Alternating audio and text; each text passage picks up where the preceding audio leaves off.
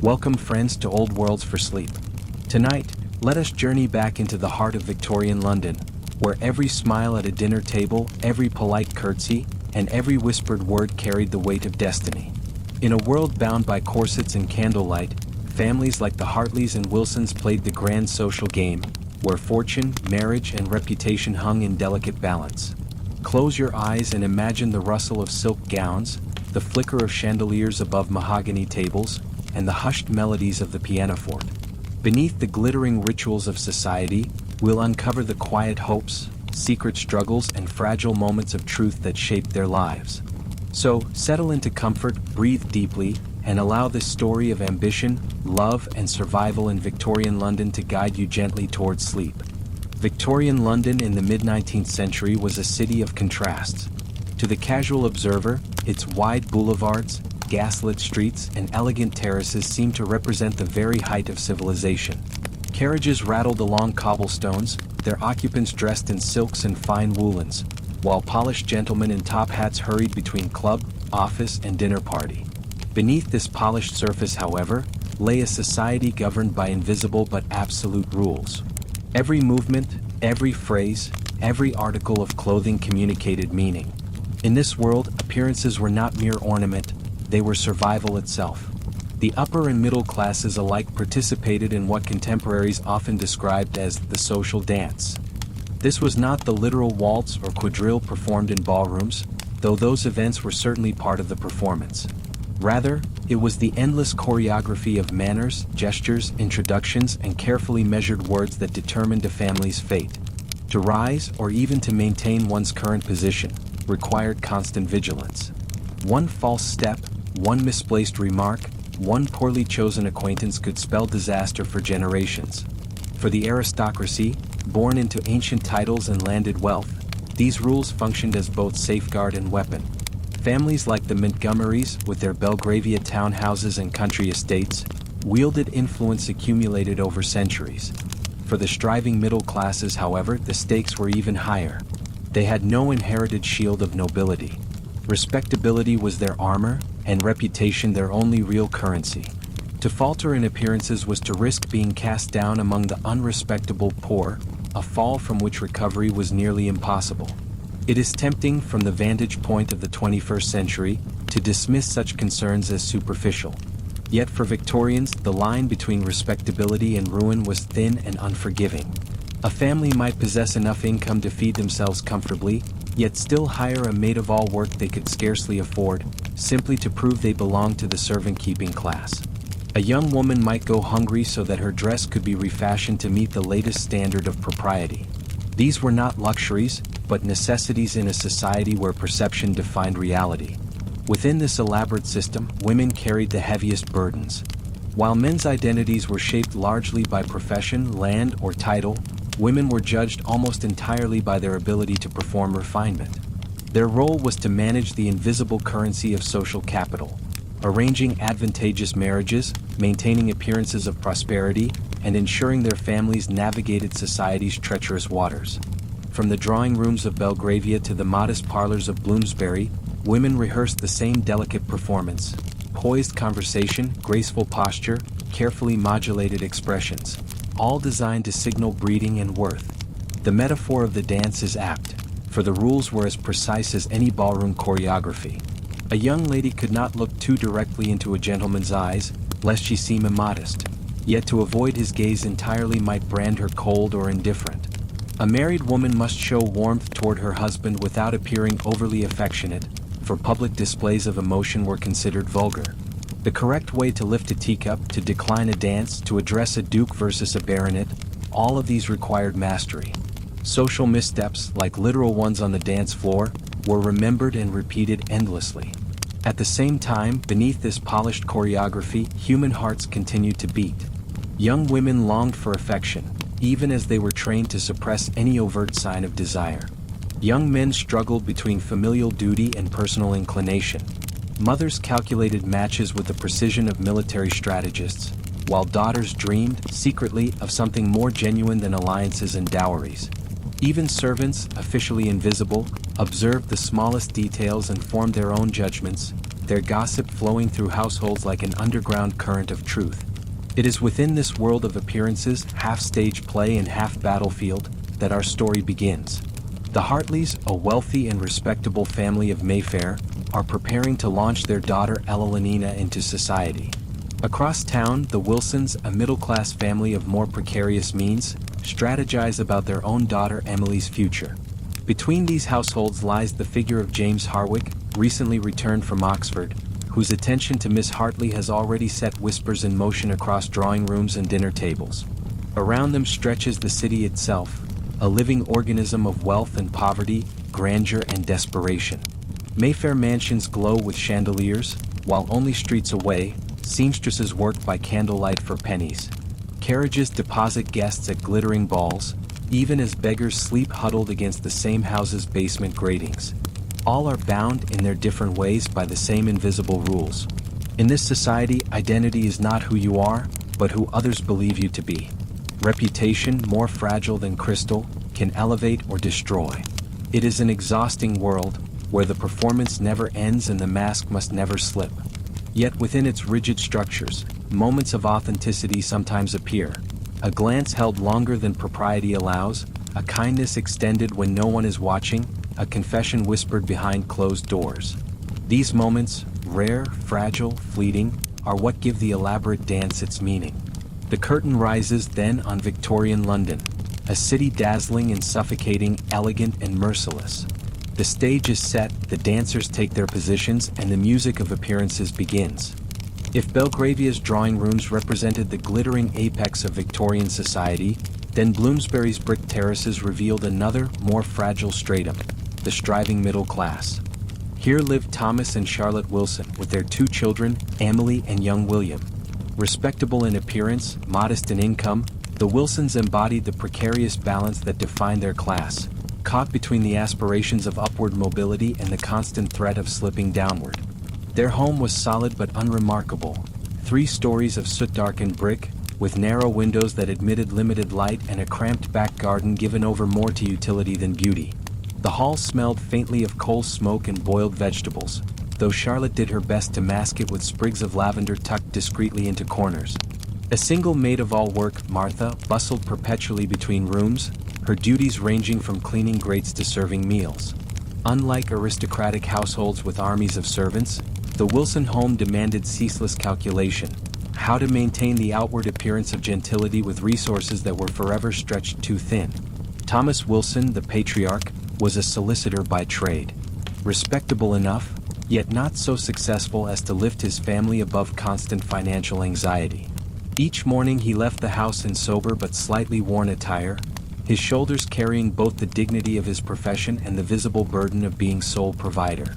His office, with its modest clientele, provided stability but little prosperity.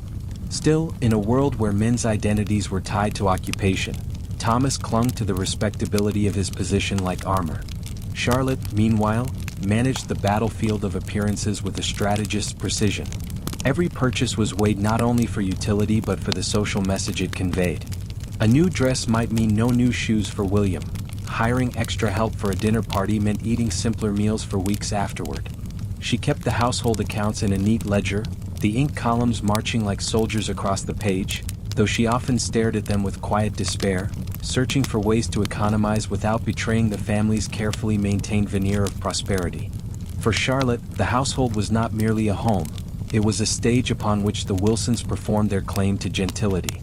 The silver must be polished, the table linens pressed, Emily's accomplishments displayed at every opportunity. She understood that in Victorian society, middle-class daughters could not rely on fortune or family name to secure a marriage. Instead, they required training in the arts of refinement: music, drawing, French. Such accomplishments served as the currency with which families like the Wilsons hoped to buy their daughters' entry into better circles. Emily, at 17, was the focus of these aspirations. Pretty in a delicate, almost fragile way, she was not without charm, though her musical abilities were limited and her conversational confidence uncertain. Still, she practiced dutifully at the pianoforte, painted flowers with careful if uninspired strokes, and repeated French conjugations under the guidance of a modest tutor. She understood instinctively, as all young women of her station did, that her future depended less on her talents themselves than on the impression they conveyed of diligence, refinement, and respectability. The Wilson household's rhythm was marked by such performances, both public and private. Morning lessons for Emily, school for William, office hours for Thomas, and endless management for Charlotte. Meals were plain but orderly, cold meat from the previous day's roast, bread, cheese, and occasionally soup. On Sundays, the family attended church, where appearances mattered as much as piety. Their pew, their attire, their behavior, all were silently judged by neighbors and acquaintances. To appear prosperous, devout, and respectable was as essential to salvation in this world as in the next. Yet beneath the surface of order and propriety lay the constant tension of precarious respectability. The Wilsons, like many of their class, lived in a state historians later called genteel poverty. They possessed education, refinement, and a desperate need to conceal financial instability. To dismiss a servant would reveal weakness. To stop Emily's lessons would brand her unsuitable for advantageous marriage. To reduce their standard of living even slightly risked social death. Better to sacrifice comfort, even nourishment, than to expose cracks in the facade. Charlotte knew this truth intimately. She had seen acquaintances tumble from respectability, families once welcomed at teas and dinners now whispered about for their reduced circumstances, their daughters' prospects evaporated, their sons consigned to obscure clerking posts. Such falls served as constant reminders of the razor's edge upon which her own family balanced. She determined, with quiet ferocity, that Emily and William would not share such fates. If that meant endless sacrifice, then so be it. The Wilsons' parlor, though modest, displayed their ambitions. A pianoforte stood against one wall, slightly out of tune but respectable in its presence. A few prints of classical landscapes hung in gilt frames, purchased second-hand but polished to brightness. The furniture, well used, bore careful repairs hidden beneath antimacassars and doilies. To the casual visitor, the room conveyed middle-class refinement. To Charlotte, it was a daily reminder of the delicate illusion she maintained. Evenings in the Wilson household were quieter than in grander homes but followed similar rituals. Thomas read the newspaper or reviewed legal papers, Charlotte mended garments or wrote letters, and Emily practiced music while William recited school lessons. Martha moved silently through the rooms, stoking fires and clearing dishes, her presence both essential and invisible. The family spoke of neighbors, acquaintances, and social invitations, always with an eye toward what opportunities or dangers each connection might hold. This was the Wilson world, neither destitute nor secure, neither grand nor obscure.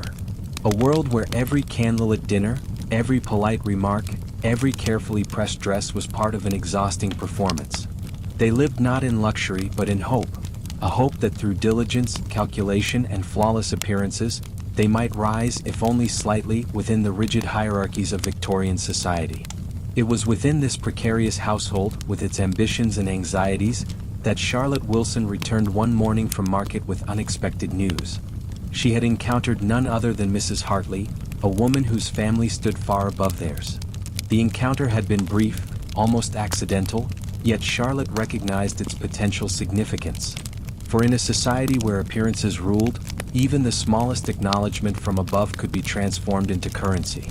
And so the Wilson household, with its modest meals and carefully mended curtains, found itself poised, at least in Charlotte's imagination, on the edge of opportunity.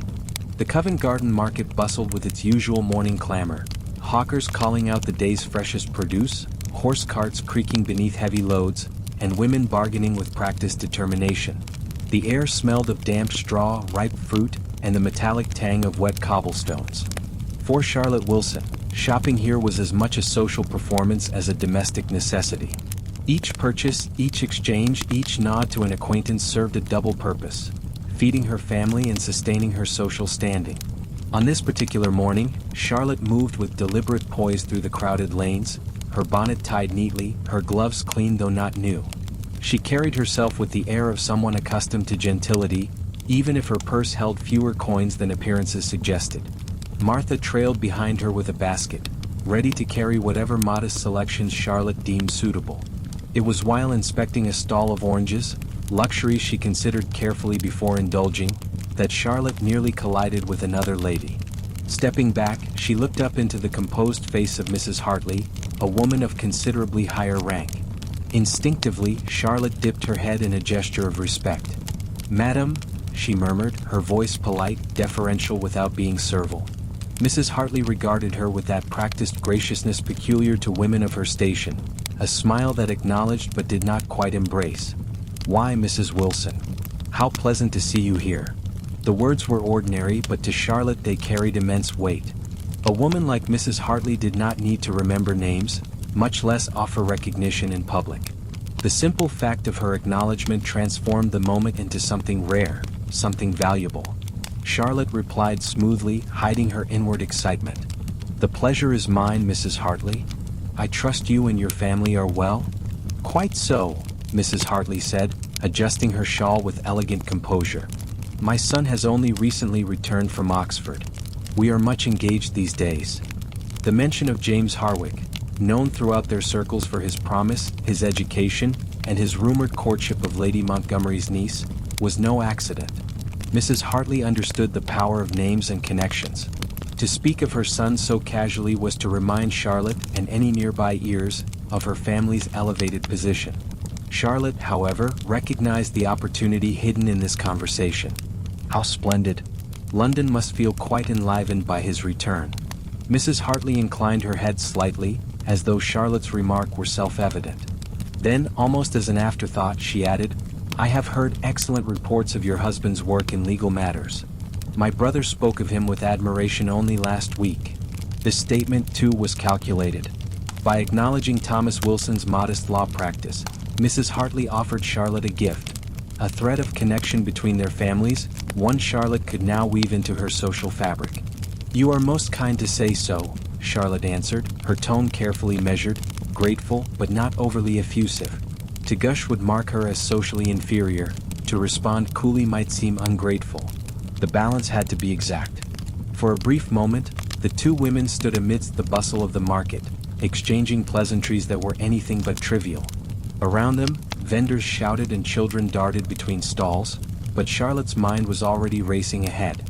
She imagined repeating Mrs. Hartley's words at dinner with the Hendersons, or letting slip the connection in conversation with Harriet Porter. Each retelling would elevate her family by association. Mrs. Hartley soon excused herself, her servant stepping forward to take her parcels.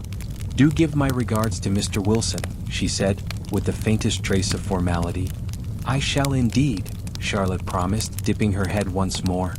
As Mrs. Hartley's figure receded into the throng, Charlotte felt the thrill of having acquired a social advantage, a coin of reputation, intangible yet powerful. She turned back to Martha, her expression outwardly calm though her heart beat quickly.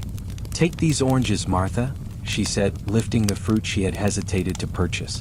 They were suddenly no longer indulgence but necessity. If Mrs. Hartley had seen her at the stall, Charlotte could hardly leave empty-handed. Appearances must be maintained. The walk home seemed shorter than usual, her mind filled with possibilities. If James Harwick was indeed considering a match with Evelina Hartley, then any connection, even the faintest, might prove useful for Emily's prospects. Perhaps at the very least, the acknowledgement could be mentioned at the Hendersons' dinner tonight. Such things mattered. In the middle-class game, every slight advantage was to be grasped and maximized. When Charlotte finally stepped through the door of her modest Bloomsbury home, she removed her bonnet with a careful hand. Martha carried the packages into the kitchen, while Charlotte lingered a moment in the hallway, savoring the encounter's potential. Emily was in the drawing room, struggling through her piano scales with dutiful determination. She looked up eagerly when her mother entered. "Any interesting news from your shopping, mother?" The question was not idle curiosity. Emily, like every Victorian daughter, understood that her future depended not only on her accomplishments but on her mother's ability to forge advantageous connections. "As a matter of fact," Charlotte said, taking a seat on the sofa, "I encountered Mrs. Hartley at the market. She was quite cordial." Emily's eyes widened, her fingers faltering on the keys. The Hartleys belonged to a world far above theirs. For Mrs. Hartley to acknowledge her mother was an event worth treasuring. "And," Charlotte continued, savoring the moment, "I nearly collided with young Mr. Harwick himself." The piano fell silent. Emily's breath caught. "James Harwick? The one everyone says will propose to Evelina Hartley?" "The very same," Charlotte replied. Though according to Mrs. Hartley, nothing is settled yet. For Emily at 17, these words carried enormous weight. She understood the mathematics of social advantage as well as any girl of her age. If the Harwicks and Hartleys formed an alliance, and the Wilsons could claim even a distant connection, it might shift the balance of her own prospects. Charlotte watched her daughter's expression, the mixture of hope and calculation, and felt a flicker of satisfaction. Today had been illuminating indeed. Charlotte Wilson sat in the drawing room, her bonnet laid neatly upon the sofa beside her. The morning's encounter at Covent Garden replayed in her mind, every word weighed and polished like a coin of high value. In a society where reputation was currency, Mrs. Hartley's acknowledgement represented a small but tangible gain. And in the Wilson household, even the smallest gains had to be maximized. Emily perched on the piano bench, her hands resting lightly on the keys. The girl's eyes were wide with a mixture of excitement and calculation. She was no innocent in these matters. From the time she was old enough to attend afternoon teas, Emily had absorbed the unspoken rules of Victorian middle-class life. Appearances mattered more than feelings, connections mattered more than accomplishments, and marriage was less a matter of love than of strategic alliance. If James Harwick marries Miss Hartley, Emily murmured, half to herself, and we have even the smallest link through Uncle William's work with their family. Precisely. Charlotte leaned forward, her expression intent. It is a distant connection, but connections are currency, my dear. Remember that. The lesson was not lost on Emily.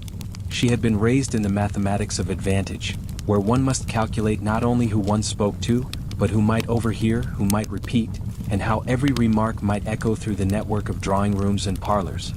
A smile offered at the right moment could secure an invitation. An invitation could lead to an introduction. An introduction might shape an entire future. Charlotte's tone softened as she regarded her daughter. My dear, this conversation would never take place in an aristocratic household. The upper classes arrange marriages with blunt negotiations, dowries, settlements, titles. But for families like ours, creativity is required. We must weave opportunities from threads others overlook. Emily nodded, though she felt the weight of her mother's words. At 17, she understood that her youth was fleeting capital. Each passing year diminished her chances of securing a match that would elevate her family. She played her scales, studied her French, practiced her sketches, not because she excelled in these pursuits, but because they signaled refinement. They were, as her mother often reminded her, investments in her marriageability. From the hallway came the sound of the front door opening and the measured tread of boots. Thomas Wilson had returned for his midday meal. Charlotte's eyes flicked toward Emily, caution sharp in her glance. Not a word to your father yet, she whispered. Let me find the right moment. Thomas entered the room, a tall man whose appearance reflected his station perfectly. Clothes of good quality but not quite fashionable, posture dignified yet weighed down by responsibility. His face bore the lines of a man who carried the financial and moral burden of his family's survival. Charlotte. Emily.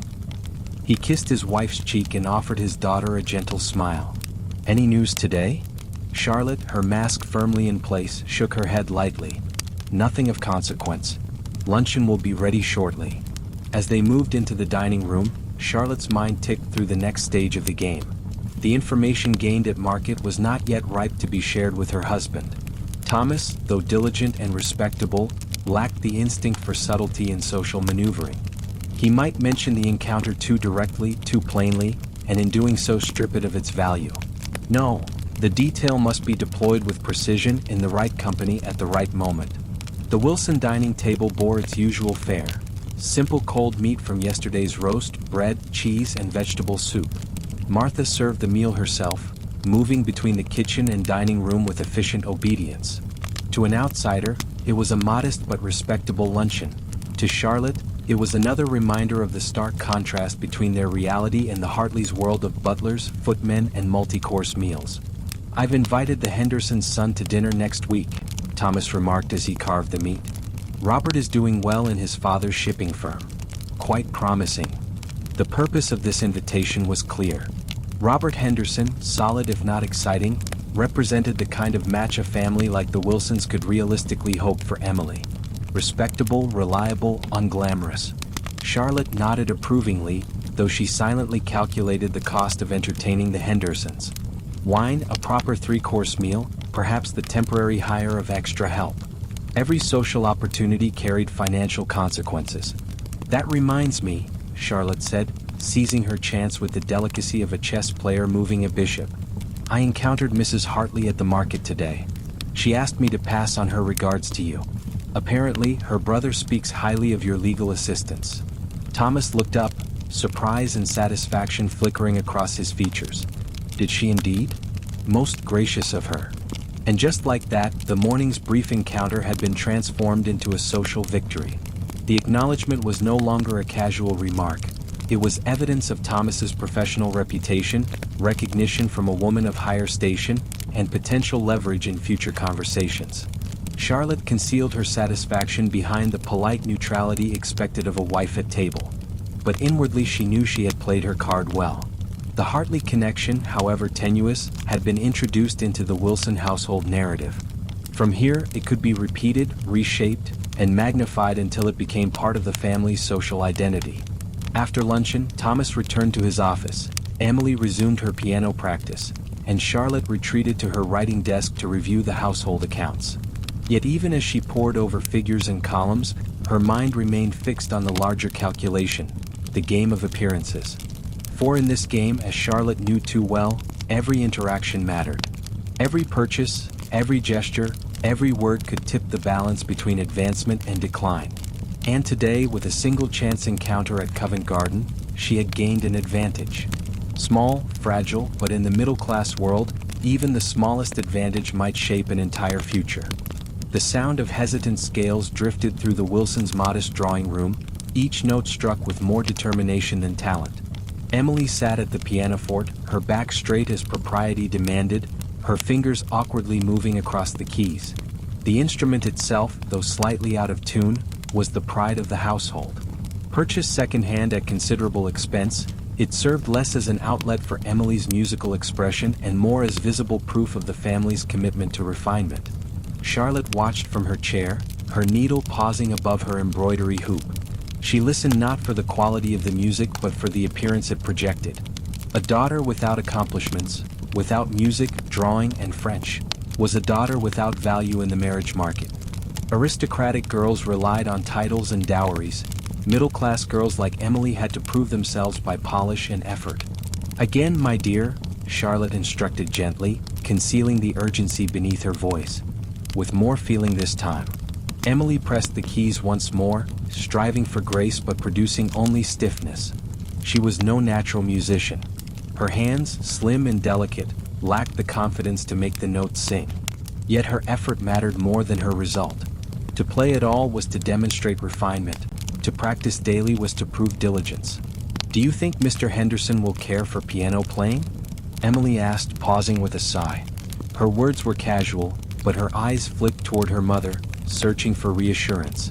Charlotte smiled faintly. Young men rarely care for the music itself, but they notice the accomplishment. It shows discipline, education, a family's investment in its daughter. Emily nodded, though her expression betrayed weariness. She knew the truth of her mother's words. Her lessons were not for her own fulfillment but for her future. Every scale, every French verb, every delicate flower she painted on paper was another stitch in the tapestry of her marriage prospects. On the mantelpiece stood a small portrait of her late grandmother, a woman whose stern expression seemed to watch Emily's every movement. That grandmother had once told Charlotte the same lesson she now pressed upon Emily: a daughter must be the family's most polished possession. The phrase echoed in Charlotte's mind, a mantra she could neither escape nor reject. Martha entered quietly with a tray of tea, her movements unobtrusive yet precise. She placed the cups on the table and withdrew as invisible as always. Emily glanced at the maid's retreating figure, then back at her mother. "Do you ever wish," she asked hesitantly, "that I could learn something useful instead? Like sewing as Martha does, or even arithmetic?" Charlotte's needle stilled again. The question was dangerous, almost improper. "My dear," she said carefully, "useful skills are for servants. For ladies, accomplishments must suggest refinement, not utility. Remember that." Emily lowered her eyes, returning to the keys. She had long suspected that she would never be an exceptional pianist, but she also knew her value lay elsewhere, in her appearance, her manners, her ability to converse pleasantly at dinners. These things mattered far more than the actual sound of Beethoven or Mozart under her hands. The hour passed with the usual mixture of effort and frustration. When the final scale stumbled to an end, Charlotte rose and crossed the room. She laid a hand lightly on her daughter's shoulder. "You have improved," she said, though the words were more encouragement than truth. "Tomorrow we shall work again. Remember, every note you play builds your future." Emily nodded dutifully, though her heart sank. Music was not joy for her, it was duty. A performance for unseen judges, a ritual in the endless game her mother orchestrated. Later that afternoon, Emily retreated to her room. She sat by the small window overlooking the narrow street, watching carts rattle past and children chase each other in play. For a moment, she envied their freedom, the unstructured laughter that belonged to those without reputations to guard. Then she opened her French grammar book, whispering conjugations under her breath, because duty pressed heavier than longing. Downstairs, Charlotte returned to her accounts. Her pen scratched across the ledger, recording the cost of Emily's music teacher, the drawing lessons, the French tutor. Each figure was a small wound upon their finances, yet she refused to relinquish them. To stop Emily's lessons would be to admit defeat. The Wilson family would go hungry before they abandoned the appearances that kept them afloat. For Charlotte, every scale Emily played was not just music, it was survival. The sound of hesitant notes in the drawing room was the sound of a family fighting to maintain its place in the social dance. And somewhere across London, in a grander house where the pianoforte was tuned weekly by a professional, Ella Lenina Hartley practiced the same scales with far more elegance. The contrast was stark and Charlotte knew it. Yet she also believed that diligence could bridge the gap, that polish might substitute for brilliance. For families like hers, hope was stitched into every imperfect note. The sound of boots on the front steps announced Thomas Wilson's return before the door even opened. Charlotte straightened instinctively, smoothing the folds of her dress. Appearances mattered not only in society but within the family itself. When the man of the house came home, the household shifted subtly into a new rhythm, one that balanced duty, respect, and the constant weight of unspoken expectations. The door creaked open, and Thomas entered the hallway, removing his hat and gloves with the dignity of a man who bore responsibility like a second skin. He was tall, with thinning hair and a face lined not by idleness but by work. His suit, though of good cloth, betrayed its age in the frayed edges at the cuffs and the faint sheen of overuse. He carried himself with the quiet pride of a professional man, yet his shoulders sloped slightly under the strain of financial worries no one dared speak of directly. Charlotte stepped forward, offering her cheek for his kiss.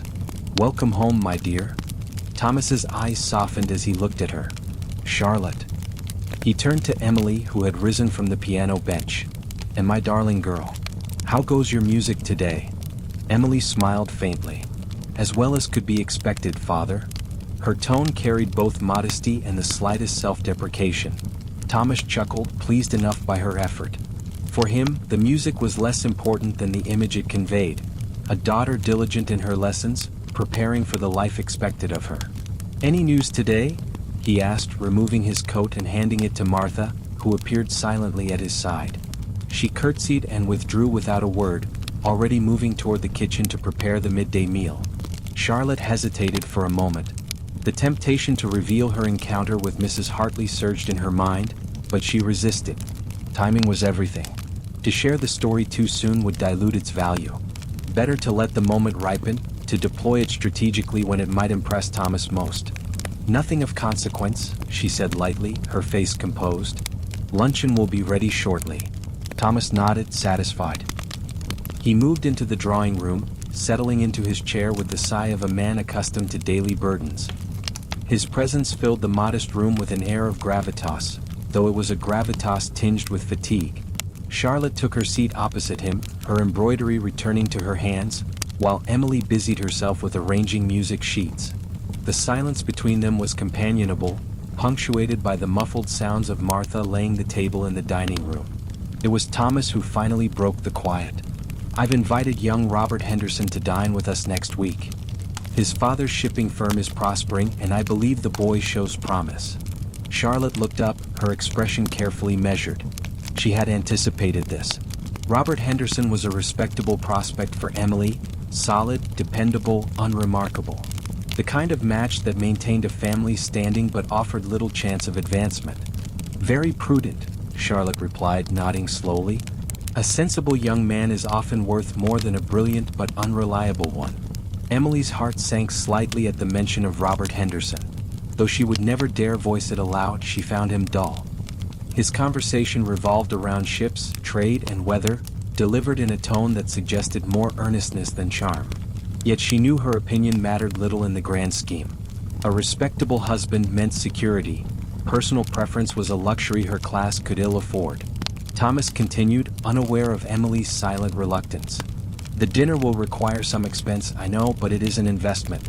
We must present ourselves properly. Henderson must see that Emily belongs to a household of refinement. Charlotte concealed her sigh. She had already begun calculating the cost. Wine, 3 proper courses, perhaps hiring a cook's niece to assist Martha. Each coin spent would strain their budget, but to refuse would be unthinkable. In the Victorian middle class, hosting dinner was not mere hospitality, it was strategy. The bell rang faintly from the dining room, signaling the meal was ready. The family rose together, moving into the adjoining room where Martha stood ready to serve. The table, though modest, had been set with care. Clean linen, simple china, and polished cutlery. The food was plain but respectable, cold meat, bread, cheese, and a pot of vegetable soup steaming gently. As they ate, Charlotte listened to her husband discuss his morning at the office.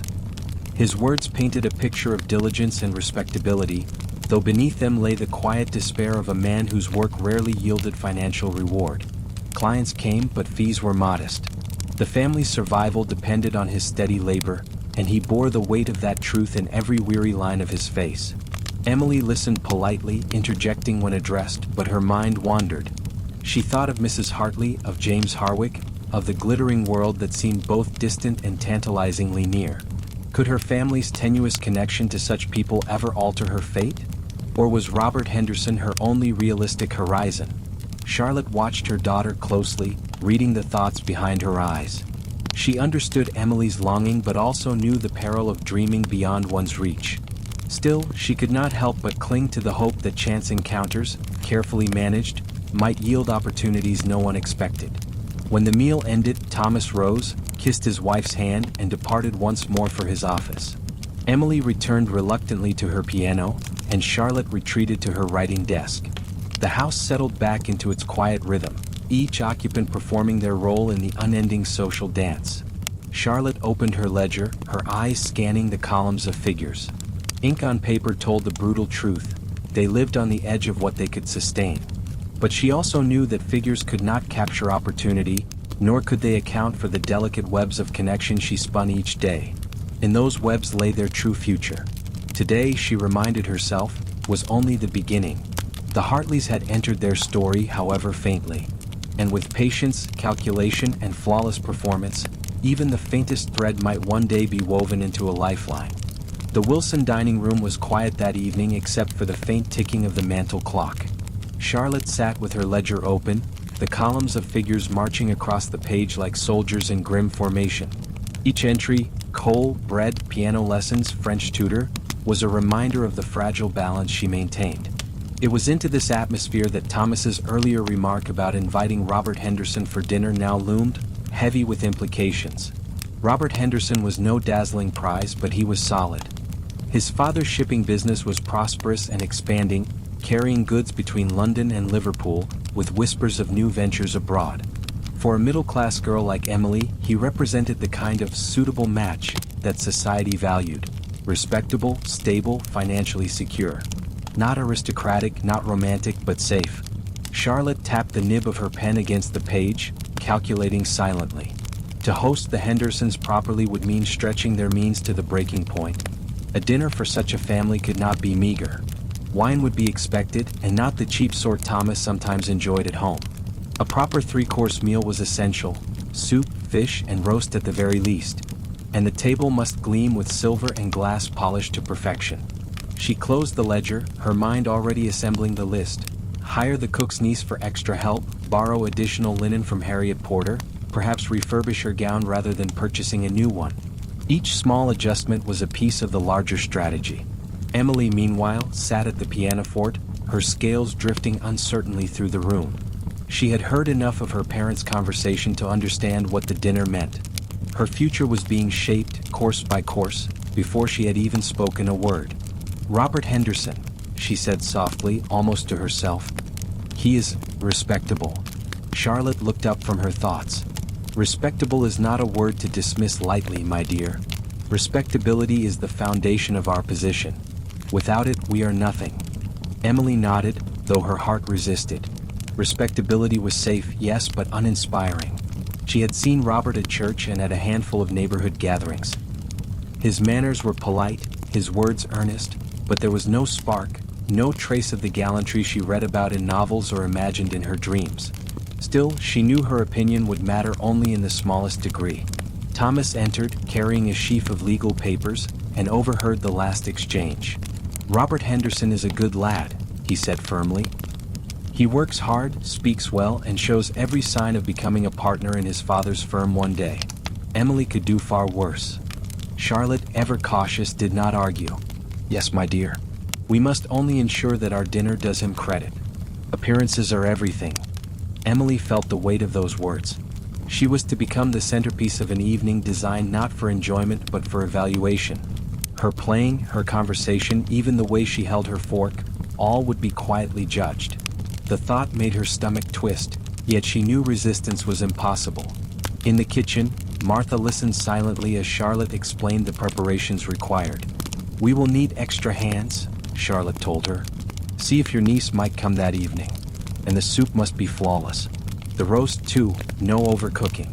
Martha bobbed her head obediently, though her tired eyes betrayed her apprehension.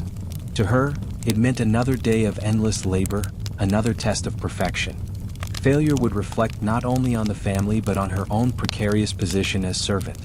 Later that night, Charlotte and Thomas sat together by the fire.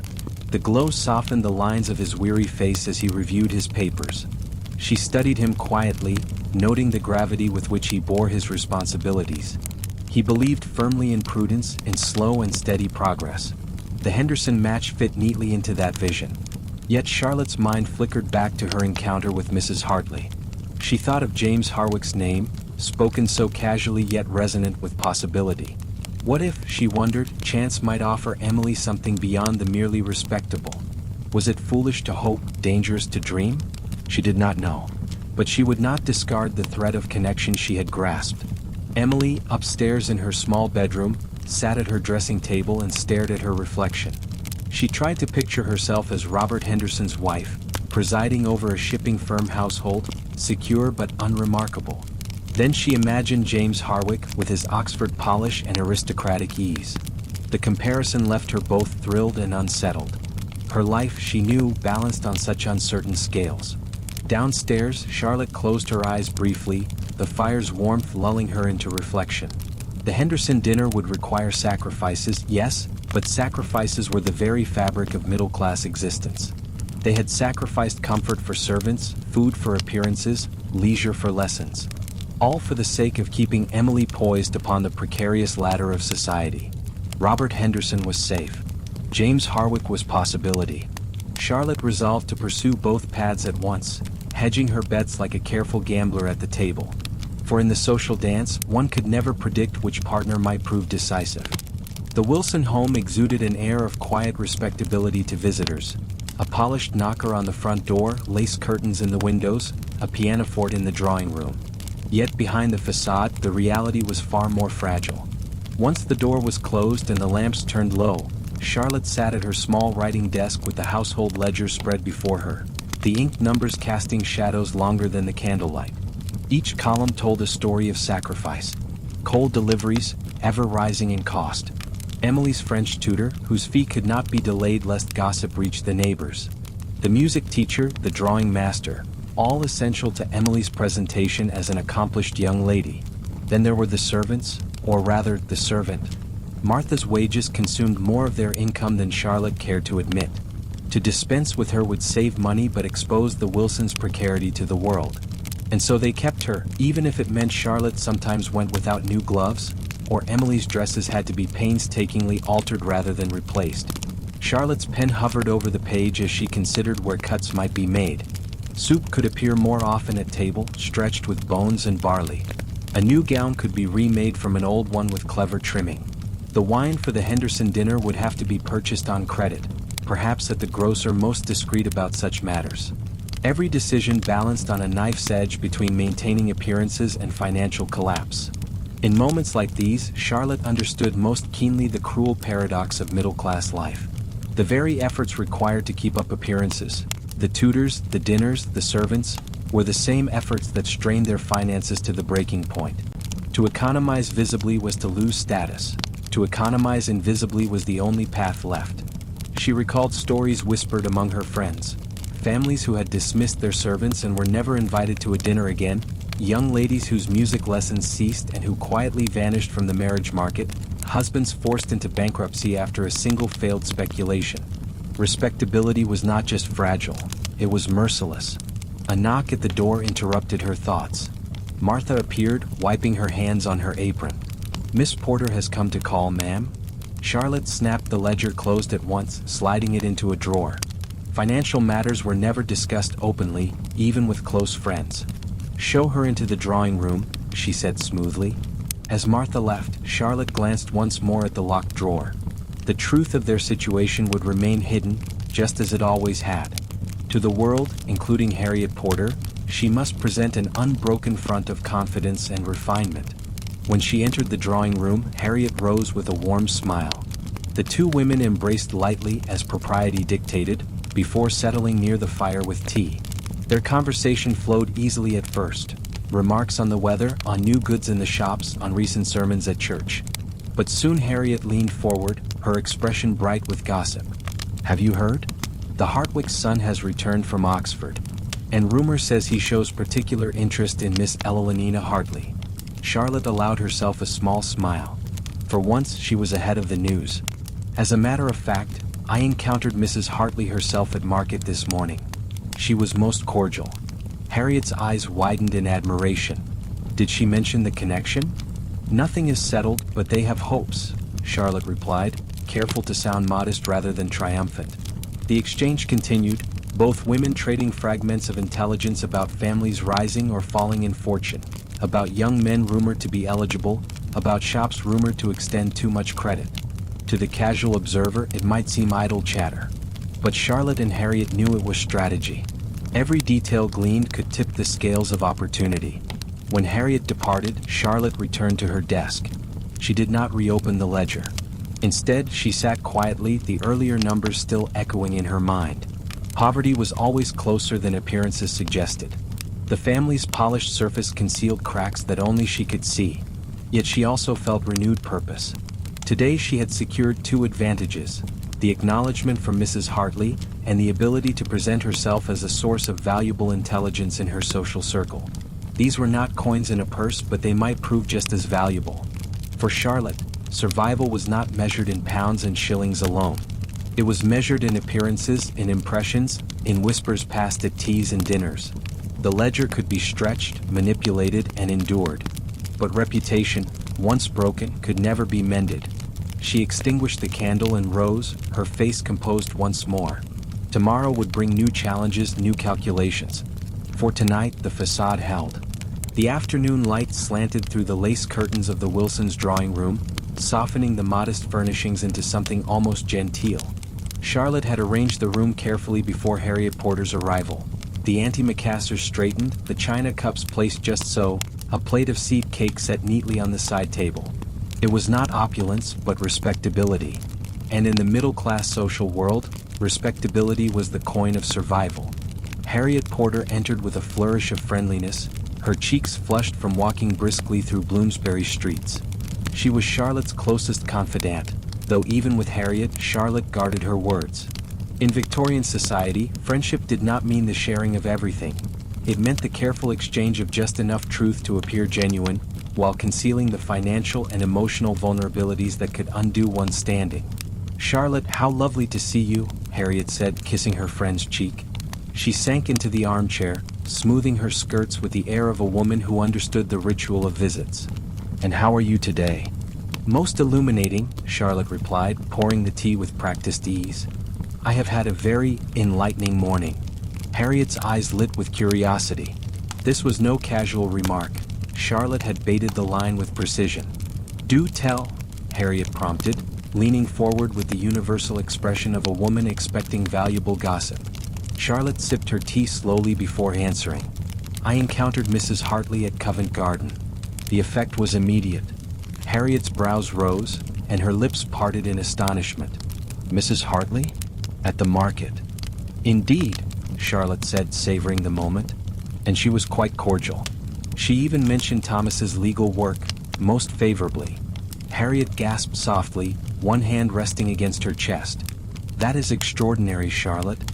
Do you realize what this could mean?" Of course Charlotte realized, but she allowed her friend the pleasure of stating the obvious. "It was gratifying," she murmured modestly. Harriet set down her teacup, her expression sharpening. "And have you heard? The Hartwicks' son is back from Oxford, and word is he's showing interest in Miss Elegance Hartley." Charlotte smiled faintly, relishing the rare moment of possessing information before it became general knowledge. As a matter of fact, Mrs. Hartley herself confirmed that nothing is yet settled, though there are hopes. The two women exchanged a look of mutual understanding. This was not idle chatter, it was the lifeblood of their world. To know which families were rising, which young men were eligible, which households were overextended in credit, these were the details that determined strategies, alliances, and futures. Charlotte poured more tea, sliding the plate of seed cake toward her guest. Even the refreshments mattered. In aristocratic homes, lavish spreads of pastries and delicate sandwiches signaled wealth and influence. For middle-class women, the offering of tea and simple cake was judged carefully, sufficient to demonstrate respectability, not so generous as to appear overreaching. "Robert Henderson is to dine with us next week," Charlotte said casually, as though mentioning the weather. "Thomas thinks highly of him." Harriet nodded approvingly, her eyes gleaming. A sensible match for Emily. Not exciting perhaps, but steady. "His father's firm is doing well, I hear." The unspoken message hung between them. Robert Henderson might not elevate Emily, but he could secure her. In their precarious world, security often mattered more than brilliance. Charlotte allowed herself a small sigh. Yes, stability is no small blessing. Yet her mind flickered again to Mrs. Hartley's words, to James Harwick's presence at the market. The possibility of something beyond stability hovered, tantalizing, just out of reach. As the two women continued their conversation, they exchanged more than gossip.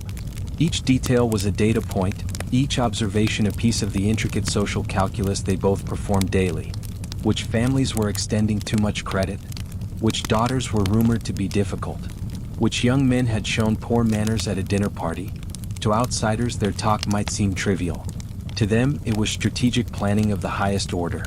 When Harriet at last rose to depart, Charlotte escorted her to the door with every courtesy. "It has been a most pleasant call," she said warmly. "Indeed," Harriet replied, squeezing her hand. "And Charlotte, what you shared today, it may prove invaluable." Charlotte smiled, her face composed. "We shall see." Once the door closed, Charlotte stood for a moment in the hallway, her thoughts racing. The visit had been a success. She had reinforced her position as a woman with valuable information, strengthened her friendship with Harriet, and ensured that the news of Mrs. Hartley's acknowledgement would spread, but in a way that benefited the Wilson family. Returning to her desk, she glanced at the locked drawer that held her ledger. The numbers inside remained grim, but they were not the whole story. Reputation, gossip, connection. These were currencies just as real as pounds and shillings. And today Charlotte had invested wisely.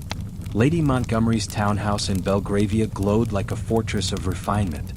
Gas lamps illuminated tall windows, and the brass knocker gleamed as if it had been polished by invisible hands every hour. Inside, the drawing room was already humming when Elegance Hartley and her mother arrived. The air was thick with perfume, candlelight, and the delicate tension of women locked in polite combat. Every smile was a weapon, every compliment a maneuver. The drawing room was less a gathering place than a battlefield dressed in silk and lace. Lady Montgomery, 63 and sharp as ever, sat in her throne-like chair near the tea table. She had outlasted rivals, outmaneuvered detractors, and accumulated the most valuable currency of all, influence. Tonight she presided like a general, surveying her troops. "Miss Hartley," she beckoned with a jeweled hand. Come sit by me and tell me about your music. I understand you play the pianoforte quite adequately. Adequately. In Lady Montgomery's mouth, that word carried the weight of a cannon. Evelina's ribcage screamed against her corset, but her face betrayed nothing. She crossed the room with practiced grace, lowered herself into the seat and smiled. "You are too kind, Lady Montgomery," she said smoothly. "I practice diligently, though I could never approach your daughter's renowned skill. First volley, deflect, flatter, and retreat." Lady Montgomery's eyes narrowed slightly, approving. The young woman had passed the first test. "And what did you think of Senor Verdi's latest work?" Lady Montgomery asked, her tone deceptively casual. "I found it excessively emotional, though fashionably so." A trap. Everyone in the room knew Lady Montgomery's nephew adored Verdi. A wrong answer could brand Evelina as foolishly modern, or worse, tasteless. "It possesses a passionate quality that appeals to modern sensibilities," Evelina replied carefully. "Though I confess, I often return to Mozart for his clarity of expression." Perfect. She acknowledged the fashionable view without committing, while signaling loyalty to Lady Montgomery's own conservative tastes. Across the room, her mother allowed herself the tiniest nod of approval. The conversation swirled on, each sentence a skirmish. Mrs. Pembroke, notorious gossip and social survivor, leaned in with a conspiratorial smile. "I hear Mr. James Harwick was quite taken with you at the Wilsons' musicale last season. He asked Lady Winchester about you, did he not?" The room stilled, ears pricked though eyes pretended disinterest. Mrs. Pembroke's words carried landmines. Was she being helpful, or was she baiting Evelina into seeming presumptuous? "How kind of him to remember our brief introduction," Evelina replied sweetly. "Lady Winchester has always been exceptionally gracious to everyone." The answer was flawless. She acknowledged James without overplaying his interest and shifted the praise back to Lady Winchester. Mrs. Pembroke's smile thinned just a little. Across the room, chairs shifted, skirts rustled, and teacups clinked against saucers. To the untrained eye, it was all civility. To those fluent in the hidden language of society, it was psychological warfare played with sugar tongs and opera references. And here's the humorous truth. If you dropped a modern corporate CEO into this drawing room, he would probably beg to go back to quarterly earnings calls. The stakes here were higher. One misplaced word could cost a girl her future. At last, the drawing room doors opened and the gentlemen entered.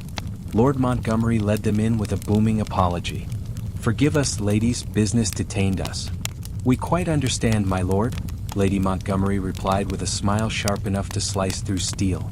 "Gentlemen must attend to serious matters, while we occupy ourselves with trifles." The men chuckled obliviously, missing the sarcasm entirely. The women, however, exchanged quick glances of appreciation. They knew exactly what Lady Montgomery meant. James Harwick followed, his presence subtle but unmistakable. Conversations wavered as every eye in the room measured him without seeming to look. Evelina kept her gaze fixed politely on Lady Montgomery's niece, Miss Catherine, though her heart pounded. "Your embroidery at church last Sunday was exquisite, Miss Catherine," she said with deliberate clarity. "And your Chopin performance at the Bennets' gathering was much admired," Catherine replied, playing her role.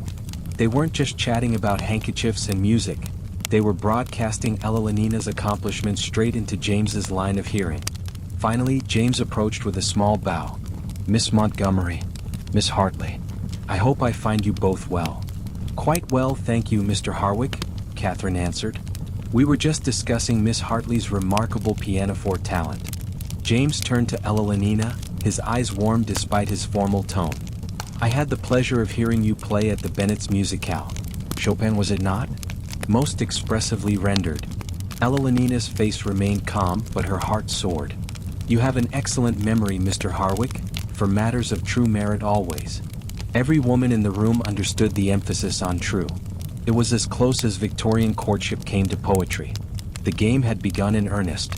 James Harwick stood before Evelina, the very picture of Oxford polish. Posture erect, expression controlled, words chosen with surgical precision. Yet beneath the smooth surface, something warmer flickered in his gaze. "I trust Oxford treated you well, Mr. Harwick?" Evelina asked, her tone perfectly modulated, curious but not forward. "Tolerably so," he replied, his lips curving ever so slightly. Though I found myself increasingly eager to return to London society as the term progressed. Translation: I was thinking of you. Elenina opened her fan just slightly, not enough to be flirtatious, but enough to create a shadow of intimacy. London has been rather dull in your absence. Few new faces of note. Translation: I noticed you were gone. Every woman in the room heard the unspoken words. Every man remained blissfully oblivious, sipping tea and muttering about the opera. James leaned forward just enough to suggest interest without tipping into impropriety. I shall be attending the Wilkinson dinner tomorrow evening. Might I hope to see you there as well? The question sounded casual. It was anything but. Mentioning a specific event was the Victorian equivalent of sending a text that said, I want to see you again. I believe we are expected, Elenina replied, keeping her eyes modestly lowered to her fan. Excellent, James said, his voice softer now. Perhaps you might favor us with music. I find myself particularly fond of Beethoven's sonatas. Beethoven. Not Chopin, not Mozart. He was giving her a gift. Information to prepare, to impress, to build their shared narrative. The subtext was clear. I imagine a future where we share more than pleasantries. Catherine Montgomery, understanding her cue, rose gracefully. If you'll excuse me, I believe my aunt requires my attention. She left them alone, or as alone as one could be while surrounded by 20 people pretending not to listen. Their conversation continued in a delicate dance. James spoke of literature, Dickens, his sharp eye for society's flaws. Elenina responded with observations on character and morality, her words suggesting intelligence without overstepping feminine modesty. He mentioned a recent riding excursion. She confessed a fondness for the countryside, though her opportunities to ride were limited. Each exchange was both trivial and monumental, layering shared understanding over the rigid scaffolding of etiquette. From across the room, Mrs. Harwick observed intently, her lips pursed in calculation.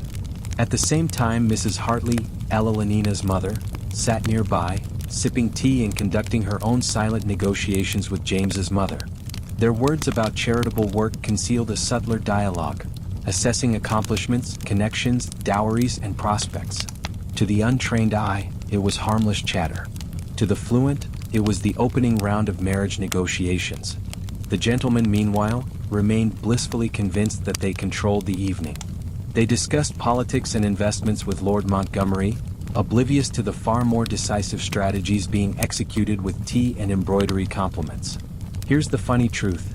If you drop these men into a poker game, they'd probably think they were the masters of bluff and strategy. But the women in this drawing room were playing a far higher stakes game, with rules the men couldn't even see. At last, James excused himself politely to circulate among the other guests. To linger too long would risk gossip. Elenina felt both disappointment and relief. Every second with him required razor-sharp attention. A sigh too deep, a smile too wide, and her reputation could unravel. No sooner had James moved away than Lady Montgomery sent her nephew, Lord Pembroke, to Elenina's side. Miss Hartley, he said gallantly, might I bring you some refreshment? The lemon cakes are quite good. The offer was not about cakes. It was Lady Montgomery's coded signal of approval. By directing her nephew to attend to Elenina, she indicated that the young woman had passed inspection. A lemon cake was as good as a blessing. How kind, my lord. A lemon cake would be lovely, Elenina answered, her voice steady though her pulse raced. Across the room, her mother caught her eye and gave a barely perceptible nod. Another test passed, another step forward. The drawing room glittered on. Women laughing lightly at carefully calibrated wit, men recounting harmless anecdotes, servants gliding silently with trays. But for Elenina, the evening was already written into memory. James Harwick had noticed her, spoken to her, signaled intentions with Beethoven and a dinner escort. And Lady Montgomery, the arbiter of so many fates, had marked her as worthy of attention. For all the performance, for all the exhausting calculation, there had been a moment, just a moment, when James's eyes had met hers and the rules had blurred. Perhaps, within the suffocating corset of propriety, something genuine was beginning to breathe. The Wilkinson townhouse in Mayfair blazed with light, every window a glowing beacon of ambition. Carriages clattered up to the entrance, depositing finely dressed passengers onto the cobbled street. At precisely 7 o'clock, Neither early, which smacked of eagerness, nor late, which risked offense, the Hartleys arrived. Evelina descended from the carriage, her blue silk gown rustling softly, pearl ornaments glittering in her carefully coiffed hair. Her outward serenity concealed the storm beneath. This was no ordinary dinner. Tonight, every glance, every gesture, every note of conversation could tip the scales of her future. Inside, the butler announced them with crisp precision. Mr. and Mrs. Hartley. Miss Evelina Hartley. The receiving line awaited, Lady Wilkinson beaming with hostess enthusiasm, her husband bowing gravely at her side. Behind them, the drawing room already hummed with the sound of mingling voices and the clink of crystal. "Mrs. Hartley, my dear, how delightful," Lady Wilkinson exclaimed, leaning forward for the ritual air kiss. "And Miss Evelina, you look positively radiant this evening." Evelina curtsied gracefully, murmuring the appropriate reply. Her eyes, however, flicked across the crowded room. There, near the fireplace, stood James Harwick. He was deep in conversation with Lord Montgomery, but even at this distance she sensed his awareness of her. When his gaze lifted and met hers, he offered the faintest nod, small enough to escape notice, yet carrying weight enough to steady her nerves. The pre-dinner mingling began. Evelina was approached by Lord Pembroke, Lady Montgomery's dutiful nephew. His presence was a reminder of approval from a higher quarter. "Miss Hartley," he said, bowing. "How fortunate we are to meet again so soon. Lady Montgomery sends her regards." "How very kind," Evelina replied smoothly. "Pray convey my sympathies, for I hear she was indisposed this afternoon." The subtext was clear. Lady Montgomery's absence was due to health, not disapproval of the hosts. To miss a dinner for any other reason might have been interpreted as insult. Across the room, Charlotte Wilson arrived with her husband and daughter Emily. Though the Wilsons occupied a humbler rung of the social ladder, their presence at the Wilkinsons' table testified to the complex web of relationships in Victorian society. Each family, high or middling, played a role in the tableau. Charlotte's eyes darted toward Evelina with a respectful nod, acknowledging distance while subtly reminding her of their earlier encounter at the market. Below stairs, the Wilkinson kitchen resembled a military command center. The cook, red-faced and ferocious, barked orders as scullery maids scrubbed pans and footmen lined up with silver trays. Steam rose, knives clattered, and dishes were garnished at lightning speed. A dropped sauce boat could mean dismissal before morning. Jane, loaned from the Hartleys' household for the evening, arranged floral decorations on dessert plates while absorbing gossip from the Wilkinson staff. "I heard the Harwick boys been asking about Miss Hartley for months," a maid whispered. "Kept her dance card from the Bennets' ball, so they say." Jane kept her expression neutral but filed the information away. Servants, after all, were the unseen intelligence network of society. Upstairs, the signal came at last. Mr. Wilkinson checked his watch, and the butler crossed to James Harwick. A discreet murmur, a bow, and James turned toward Evelina. "Miss Hartley," he said, bowing formally, "may I have the honor of escorting you into dinner?" This was no casual pairing. The Wilkinsons had deliberately matched them, sending a message to every eye in the room. The Harwicks and Hartleys might well be joined. "You are most kind, Mr. Harwick," Evelina replied, placing her gloved hand lightly on his arm. Her composure was flawless, though her pulse hammered in her ears. The procession began, led by the hostess with the highest-ranking gentleman, and concluding with the host and most distinguished lady. Between, the guests filed in descending order of importance. Each placement, each pairing, had been calibrated to reflect social hierarchy. The dining room dazzled. A long mahogany table gleamed under the blaze of candelabra. Damask linens, sterling silver, and fragile china were arranged with mathematical precision. Every fork aligned, every glass forming a perfect diagonal. The effect was overwhelming, intended to impress, to intimidate, to affirm the Wilkinsons' place among London's striving elite. James seated Evelina with practiced grace before taking his own chair beside her. Footmen glided silently, pouring soup into delicate bowls. Conversation sparked like flint and steel across the table, restrained, careful, endlessly scrutinized. "I understand you are a fine horsewoman, Miss Hartley," James said lightly as she lifted her spoon. "I enjoy riding when weather permits," she answered, angling her spoon away from herself, sipping from the side. Small details, but everything was observed. Around them, similar exchanges unfolded. Charlotte Wilson, seated between a baronet and a retired colonel, steered her conversation away from dangerous topics like health or money towards safe ground: art, music, travel. Emily Wilson, wide-eyed at her first adult dinner, clutched her fork like a lifeline as she attempted polite remarks to her partner. The dinner stretched across 10 courses, a marathon of formality. Soup gave way to fish, to meat, to game, to roasts, to elaborate entrees. Between courses, the hum of conversation rose and fell like the tide. Every word was a performance, every gesture a measure of status. Ella Lenina found herself both exhilarated and exhausted. James's conversation was intelligent, his interest unmistakable, yet she could never let her guard slip. A sigh too deep, a smile too wide, and whispers would follow. Still, beneath the layers of etiquette, something genuine flickered. When dessert arrived, a shimmering tower of spun sugar and candied fruit, Lady Wilkinson leaned back with satisfied triumph. The spectacle was more than food. It was victory, a declaration that her dinner had succeeded.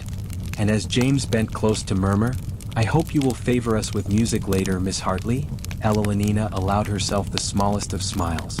Tonight, the performance was hers to win. The dessert plates were cleared, the wineglasses refilled one last time, and then the moment every hostess orchestrated with military precision arrived. Lady Wilkinson caught the eye of the highest-ranking woman at table and gave a subtle nod. "Shall we leave the gentlemen to their port?" the lady murmured. The signal was unmistakable. Chairs shifted, silks rustled, and the women rose in sequence, departing the dining room with measured grace. Their exit looked like choreography, not coincidence. An elegant parade of gowns and jewels, wafting perfume and carefully concealed relief. Conversation had been exhausting. Now came the real business. The gentlemen remained behind, immediately relaxing into their own rituals. Port was poured generously, cigars lit, and voices lowered into more direct tones. Here, without female ears, blunt truths were spoken. Marriages were assessed, fortunes speculated upon, politics dissected. If the ladies' battlefield was the drawing room, the men's was the port table. "Your son seems quite taken with Miss Hartley," Lord Montgomery remarked to Mr. Harwick, swirling the deep red liquid in his glass. "She comes from good stock," Mr. Harwick replied coolly. "Hartley finances are sound, connections respectable. The girl herself, properly brought up." To James, seated within earshot, the words landed like a stone. His father's evaluation reduced Ella Lenina to breeding stock, her worth measured in accounts and family alliances. He kept his face neutral, sipping port, but inwardly resisted. His interest in Ella Lenina was not merely a calculation. It was, though he dared not name it, personal. Meanwhile, in the drawing room, the women rearranged themselves into conversational clusters around coffee and delicate sweets. No longer confined by seating charts, they gravitated toward allies, rivals, and potential partners in whispered strategy. The men fancied themselves power brokers, but here, over lace-trimmed cups and seed cake, the future was quietly decided. Mrs. Harwick, James's mother, approached Ella Lenina with deliberate casualness. "My dear Miss Hartley," she said warmly, "James mentioned your charitable work. Do tell me about it." The question seemed innocent, but it was an interview. Mrs. Harwick wanted to test Ella Lenina's values, her modesty, her refinement. To be judged suitable as a daughter-in-law, one needed more than beauty and accomplishments. One needed moral currency. Ella Lenina folded her hands lightly in her lap. "The Sunday school at St. Mary's has been my particular focus these past 2 years. I find the children's eagerness to learn most inspiring." Mrs. Harwick inclined her head approvingly. "A worthy pursuit. Education is the foundation of a sound society." Subtext: "You pass my test for now." Across the room, Charlotte Wilson seized her own chance. She approached Mrs. Hartley with a polite smile. "Such a pleasure to see you again, madam. I hope your shopping at Covent Garden proved fruitful yesterday." The remark was trivial on the surface, but it reinforced their earlier encounter, weaving a fragile thread of connection. Mrs. Hartley responded with restrained warmth. "Indeed, quite satisfactory. I understand your daughter plays the pianoforte admirably." It was a small acknowledgement, but to Charlotte it was gold. Mrs. Hartley's words could be repeated to neighbors, to Harriet Porter, to anyone listening. Her Emily mentioned by Mrs. Hartley herself. a foothold on the cliff face of respectability. Back in the men's domain, Thomas Wilson kept silent during the talk of aristocratic alliances. He knew better than to insert himself into discussions that would not welcome him. Instead, he steered conversation toward shipping routes and tariffs, gleaning business intelligence while appearing merely sociable. For him, these evenings were as much about survival as they were for Charlotte. After the prescribed interval, the host rose. "Shall we join the ladies, gentlemen?" The ritual reintegration began. Once reunited, the evening turned to entertainment, the final stage of dinner diplomacy. Music was the expected offering, and Lady Wilkinson knew exactly whom to summon. "Miss Hartley," she announced, her voice ringing above the chatter, "we should be most honored if you would favor us with a performance." It was no surprise. Ella Lenina had been primed for this very moment, but her pulse quickened all the same. This was the spotlight, an opportunity to display refinement, composure, and the fruits of years of training. "Miss Wilson will kindly assist with the pages," Lady Wilkinson added, pulling Emily Wilson into the circle as well. The choice was deliberate. Emily gained proximity to the spotlight while Ella Lenina shone at its center. Ella Lenina crossed to the gleaming broadwood pianoforte, seating herself with elegance. The instrument itself was a status symbol, polished to perfection. She smoothed her skirts, adjusted her gloves, and lifted her hands. Her mind flicked briefly to James's words earlier, Beethoven's sonatas. She chose accordingly. The opening notes of the Moonlight Sonata drifted into the room, melancholy and luminous. Conversations hushed. Even Lord Montgomery, who considered music frivolous, leaned forward slightly. Ella Lenina played not with brilliance but with refinement, the exact quality society demanded. Her performance said, "I am accomplished, disciplined, modest, and worthy of admiration." James watched, his expression controlled but his eyes betraying pride. In that moment, the coded game of glances and gestures gave way, however briefly, to something real. The last chord faded. Applause followed, restrained, polite, but unmistakably approving. Ella Lenina rose, curtsied, and returned to her seat. Lady Wilkinson smiled, her dinner party now crowned with success. The evening wound toward its close, but beneath the polished rituals, decisions had been made, impressions sealed. James and Ella Lenina had stepped closer. Charlotte had secured a crumb of acknowledgement, and the Wilsons had avoided misstep. Victorian society was merciless, but tonight, for once, all had survived the dance.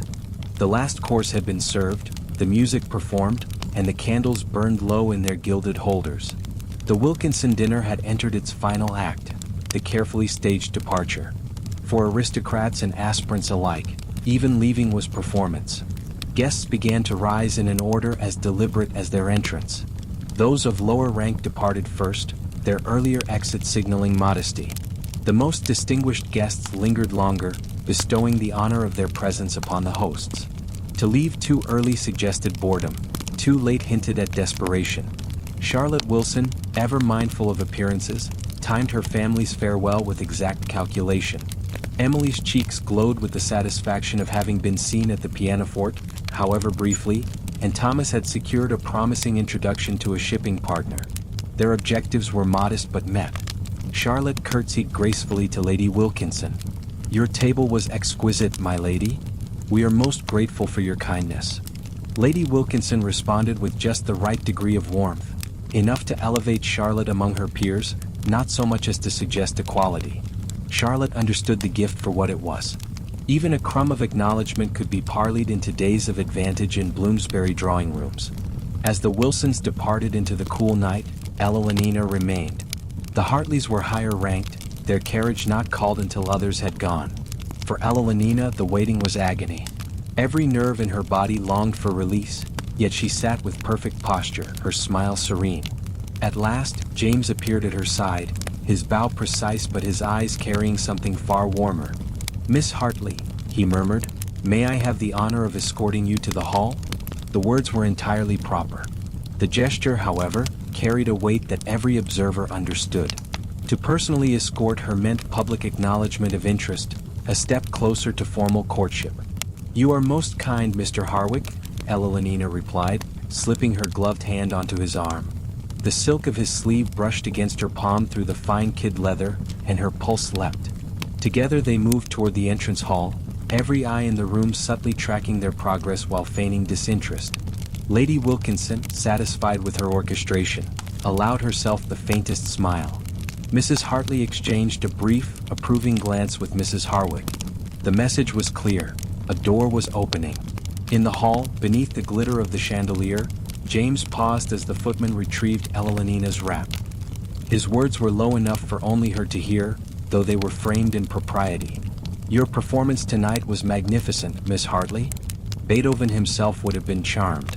"You are too generous, Mr. Harwick," she replied, though her eyes betrayed the thrill she felt. James hesitated, then took the boldest step allowed within the rigid boundaries of etiquette. "I believe your mother receives visitors between 3 and 5 tomorrow afternoon. Might I hope to call?" There it was, the unmistakable signal of serious intent. A gentleman did not request a formal calling hour unless his interest was genuine. "I believe we shall be at home," Elenina answered, her voice composed even as her heart raced. The footman draped the wrap over her shoulders, the final barrier between the private electricity of their moment and the public eye beyond the door. James inclined his head. "Until tomorrow then." "Until tomorrow," she echoed softly. The Hartleys' carriage carried them away into the lamplit streets of Mayfair, the wheels clattering on cobblestones. Inside, Mrs. Hartley's satisfaction was palpable. "A most successful evening," she pronounced, her voice calm but firm, like a general evaluating a battle won. "Indeed," Mr. Hartley agreed. "Young Harwick seems quite taken with our daughter." His father spoke highly of her as well. Elenina sat silently, her hands folded in her lap, her face turned toward the carriage window. The world outside blurred in the dark, gas lamps glowing in pools of yellow light. Her parents would dissect the evening endlessly, weighing victories and losses, measuring every compliment and glance. Her role now was only to listen. Yet within her chest, something fluttered beyond their calculations. James had noticed her, remembered her music, asked to call. For the first time, the rigid framework of society seemed to bend, however slightly, towards something genuine. Back at the Wilsons' modest home, the evening ended with far less ceremony. Martha met them at the door, exhausted after tending fires and carrying trays since dawn. Charlotte thanked her quietly before allowing the maid to retire. In their simpler drawing room, Thomas loosened his collar with a sigh of relief. "You played well, Emily," he told his daughter. Lady Pembroke's compliment was not insignificant. Emily glowed, though she attempted modesty. "Do you truly think so, father?" "Indeed. And Mrs. Hartley spoke to your mother, which may prove valuable." The Wilsons had no illusions of dazzling triumph. Their goals were humble: to secure Emily a respectable match, to reinforce Thomas's business connections, to keep their place on society's precarious ladder. Tonight, by that measure, they too had succeeded. Across London, in servants' halls and cramped attics, the invisible machinery of the evening wound down. Silver was polished, linen sorted, candle stubs trimmed. Jane, returned from the Wilkinson service, recounted what she had overheard. James declining other invitations, James's valet fussing over his attire, James watching Elenina at the pianoforte with unguarded intensity. The servants listened, nodded, and smiled. They knew romance when they saw it, even if their employers pretended otherwise. And so the night ended. For some, with triumph. For others, with exhaustion. For Elenina, with hope. The Hartley carriage rattled through the quiet Mayfair streets, its lamps casting flickering shadows on polished brick facades. Inside, Mrs. Hartley sat with the composure of a general reviewing the battlefield after victory. "A most successful evening," she declared. Lady Wilkinson's praise was measured as it should be. And James Harwick, he made his attentions plain. Mr. Hartley nodded, removing his gloves with deliberate slowness. His father spoke with favor as well. "The Harwicks are cautious, but I believe they see the merit in our Elenina." Elenina said nothing. Her hands were folded tightly in her lap, her gaze fixed on the passing lamplight. She knew her parents would analyze every word spoken, every glance exchanged. Her silence was not required, it was expected. By the time they reached the Hartley townhouse, the machinery of service was already in motion. The butler opened the door, the footman offered a steadying hand, and the housekeeper waited discreetly to take cloaks. Servants never slept until their masters were settled, their own fatigue invisible beneath polished manners. In her bedroom, Ella found Jane waiting. The maid, though tired after a day of relentless duty, moved with quiet efficiency. She began unfastening the endless row of buttons down the back of the blue silk gown. "Mr. Harwick will call tomorrow," Ella murmured, her voice soft. Jane's fingers paused for the briefest second before resuming. "That is excellent news, miss. His valet said he declined 2 other invitations this evening to attend the Wilkinsons. It seems his priorities are clear." The word sent a flush through Ella cheeks. She lowered her eyes, grateful that Jane could not see her expression. For in this household, as in every respectable one, a mistress must never confess her feelings, even to herself. Piece by piece, the costume of the evening was removed. The gown hung carefully, the corset unlaced, the pearl ornaments placed in their velvet case. Each layer shed was a step closer to relief. At last, clad only in a thin cotton nightgown, Ella could breathe deeply for the first time all day.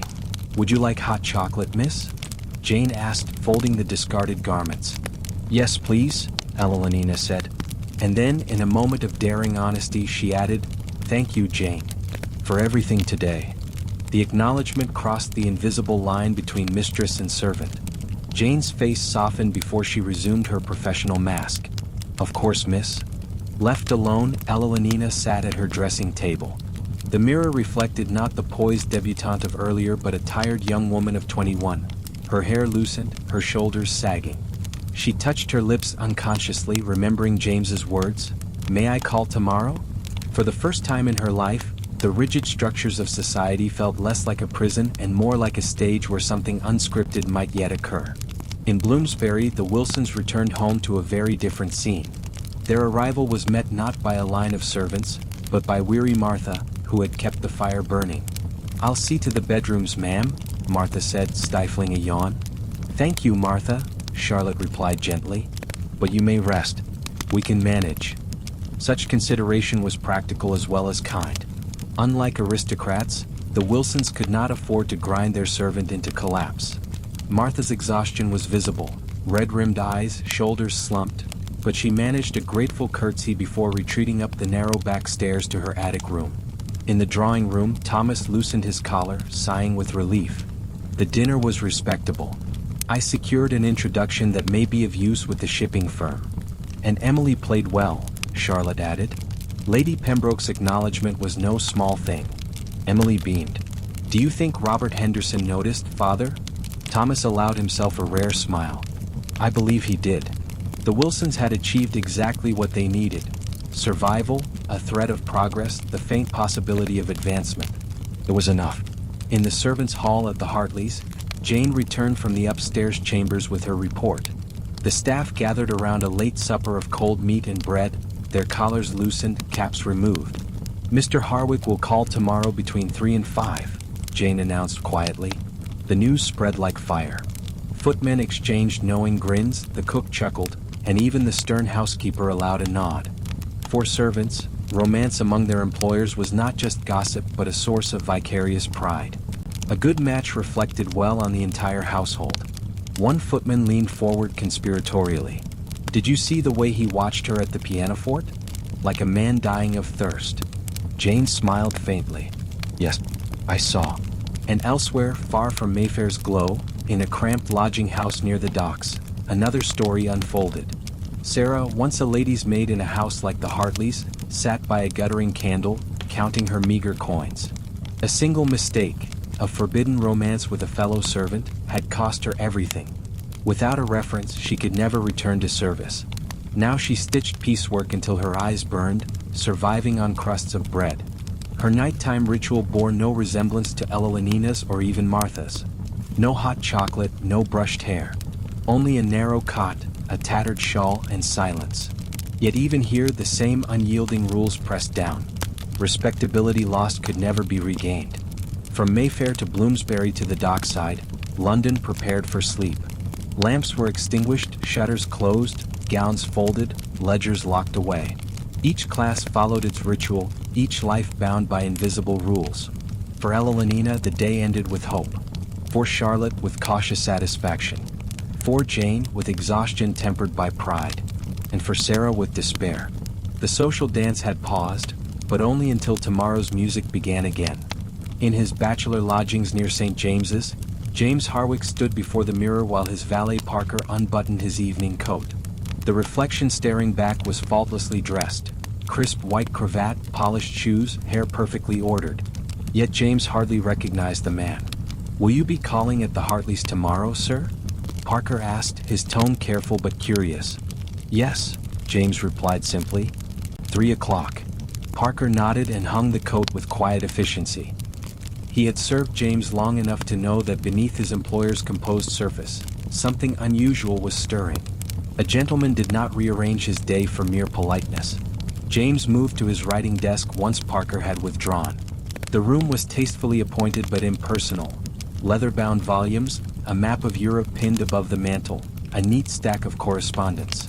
From the bottom drawer he drew out a small object, a dance card from the Bennett's musicale the previous season. 2 lines, written in Ella Lenina's careful hand, marked her promise of dances with him. He turned the card over slowly as if it might speak. 4 months he had kept it hidden, an indulgence he would never confess. To his Oxford friends, such sentimentality would have seemed laughable. To his father, it would have seemed dangerously unmanly. But to James, it was a reminder that beneath the rigid rules of society, something genuine could still exist. His mind replayed the evening. Her measured words in the drawing room, her poised playing of Beethoven, the quiet confidence with which she had accepted his escort. She had not dazzled him with brilliance, she had steadied him with grace. That steadiness mattered more than glitter ever could. And yet, he knew the world would judge their connection differently. To his father and Lord Montgomery, marriage was calculation. Dowries, estates, alliances. They had already begun to discuss Ella Lenina in the same tone they used for shipping contracts. James had listened, his jaw tight, while they spoke of her as if she were a ledger entry, respectable connections, properly brought up, finances sound. He pushed back from the desk and crossed to the window. Outside, the lamps along Pall Mall burned steadily, their light reflected in the damp cobblestones. Somewhere beyond the glow, the city slumbered in its many layers, Mayfair mansions, Bloomsbury terraces, dockside hovels. Each life separate, yet all bound by invisible rules of survival. James wondered which version of himself belonged in that order. The dutiful son who would marry as instructed, maintain the Harwick fortune, and produce heirs to secure the family's place? Or the man who, just for a moment tonight, had looked across a crowded room and felt his heart stir, not with calculation but with recognition? He thought of Ella Lenina's smile, fleeting yet sincere, when he mentioned Beethoven. The way she had tilted her fan just enough to create the illusion of privacy. The quiet fire in her eyes when Mrs. Pembroke had tried to trap her with gossip. These were not entries on a ledger. These were glimpses of a person, one who played the same exhausting social game, yet seemed to carry her own hidden depths. At his bedside, Parker had laid out a simple nightshirt. James dismissed him with a nod, and for once, the valet lingered. "If I may, sir," he said cautiously, "the staff at the Wilkinsons tonight were quite taken with Miss Hartley as well. Even the cook called her a proper lady. That is not praise they offer lightly." James allowed himself a small smile. "Then perhaps I am not a fool for thinking so." "Not a fool at all, sir," Parker replied before withdrawing. Alone now, James changed into his nightshirt and returned to the desk. From a drawer he lifted a slim volume of Tennyson's poetry. Between its pages he had tucked a sprig of pressed lavender, taken months ago from a garden where Ella Lenina had once walked with her mother. He had preserved it like contraband. Tonight, he placed the dance card beside it, 2 tokens of sentiment hidden from a world that prized calculation over feeling. As the city's bells tolled midnight, James extinguished the lamp and lay down. The sheets were cool, the silence thick. Yet his mind would not quiet. Tomorrow at 3 o'clock, he would cross the threshold of the Hartley home, not as an idle guest but as a man declaring intention. The thought both thrilled and terrified him. For in Victorian society, once a gentleman called formally, he entered a path from which retreat was perilous. Gossip would follow, expectations build, negotiations begin. His future might be decided not in months but in days. Still, as James drifted into uneasy sleep, he clung to one truth. For the first time in his carefully ordered life, duty and desire might be pointing toward the same woman. London awoke beneath a pale gray sky, the fog rolling low across the rooftops like a veil reluctant to lift. Within the Hartley townhouse, the rhythm of morning began long before the family stirred. Fires were stoked, breakfast trays prepared, boots polished until they gleamed like mirrors. Jane had been awake since dawn, her fingers raw from scrubbing and pressing, her mind already busy with calculation. Mr. Harwick's visit was scheduled for the afternoon. She knew it, the housekeeper knew it, and every servant in the household knew it. Such a visit was no ordinary call. It was the beginning of courtship, the first step toward a union that could elevate or ruin. Ella Lenina, however, slept longer than usual, her body heavy from the strain of the previous evening. When Jane finally drew back the curtains, the pale light spilled across a room still scented faintly of violets. "Good morning, miss," Jane said softly. "Your mother requests you join her in the breakfast room as soon as you are ready." Ella Lenina stretched, her nightgown slipping from one shoulder. "Already? It feels as though I closed my eyes only moments ago." "There is much to discuss," Jane replied simply. By the time Ella Lenina entered the breakfast room, her parents were already seated. Mr. Hartley folded his newspaper, eyeing his daughter with the satisfied gaze of a man whose plans were unfolding as intended. Mrs. Hartley, meanwhile, regarded her daughter as if she were a campaign to be managed. "Ella Lenina," her mother began without preamble, "James Harwick will call today. We must receive him with composure, neither eagerness nor indifference. Remember, you are not merely a girl entertaining a suitor. You are representing this family's standing." "Yes, Mama," Ella Lenina said, seating herself with practiced grace. Her father sipped his coffee. "James is his father's heir, and that household has long valued prudence. Do not mistake his attentions for impetuousness. If he proceeds, it will be because he has considered you a suitable partner in every sense. See that you maintain your composure." Ella Lenina lowered her gaze to her teacup, hiding the flicker of emotion that threatened to betray her. To her parents, this was business. To her, it felt like something more fragile, more dangerous. In Bloomsbury, the Wilson household also stirred. Their breakfast was modest: porridge, bread, a single dish of stewed apples. But Charlotte presided with no less seriousness than Mrs. Hartley in Mayfair. "Emily," she said, buttering her toast with precision, "yesterday was a beginning. You played well, and Mrs. Hartley noticed. Today we must continue wisely. Should we receive callers, remember to sit straight, speak clearly, and never, under any circumstances, allow your nervousness to show." "Yes, Mama," Emily murmured, though her fingers twisted anxiously in her lap. Thomas Wilson glanced up from his account book. "Robert Henderson will be at the club this afternoon. If I chance upon him, I shall encourage his interest." Charlotte gave a small nod. "Excellent. We must not press too hard, but the opportunity is there. For the Wilsons, every gesture, every conversation, every smile carried weight. One wrong word could close doors forever. Unlike the Hartleys, they had no cushion of wealth or pedigree to fall back on. In the servants' hall of the Hartley home, the anticipation of the day was palpable. Breakfast for the family had barely ended before preparations for the afternoon began. Silver was polished again, though it hardly needed it. Flowers were arranged with meticulous care. Jane was dispatched to oversee the pressing of Ella Lenina's dresses. "Which gown, miss?" she asked later, holding up two choices. One was pale lavender, delicate and youthful. The other was ivory silk, more stately, more adult. Ella Lenina hesitated. The lavender whispered of innocence, the ivory of confidence. Both carried risks. The ivory, she decided finally, but with the pearl earrings, not the necklace. Too much ornament will seem deliberate. Jane nodded approvingly. "Very good, miss." Beneath these exchanges lay the unspoken truth. James's visit was not simply a social call.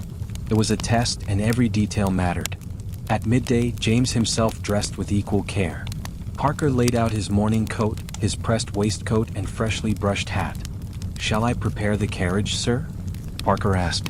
"Yes, 3 precisely. Not a minute earlier, not a minute later." Victorian etiquette allowed no room for error. Arrived too soon and one appeared overeager.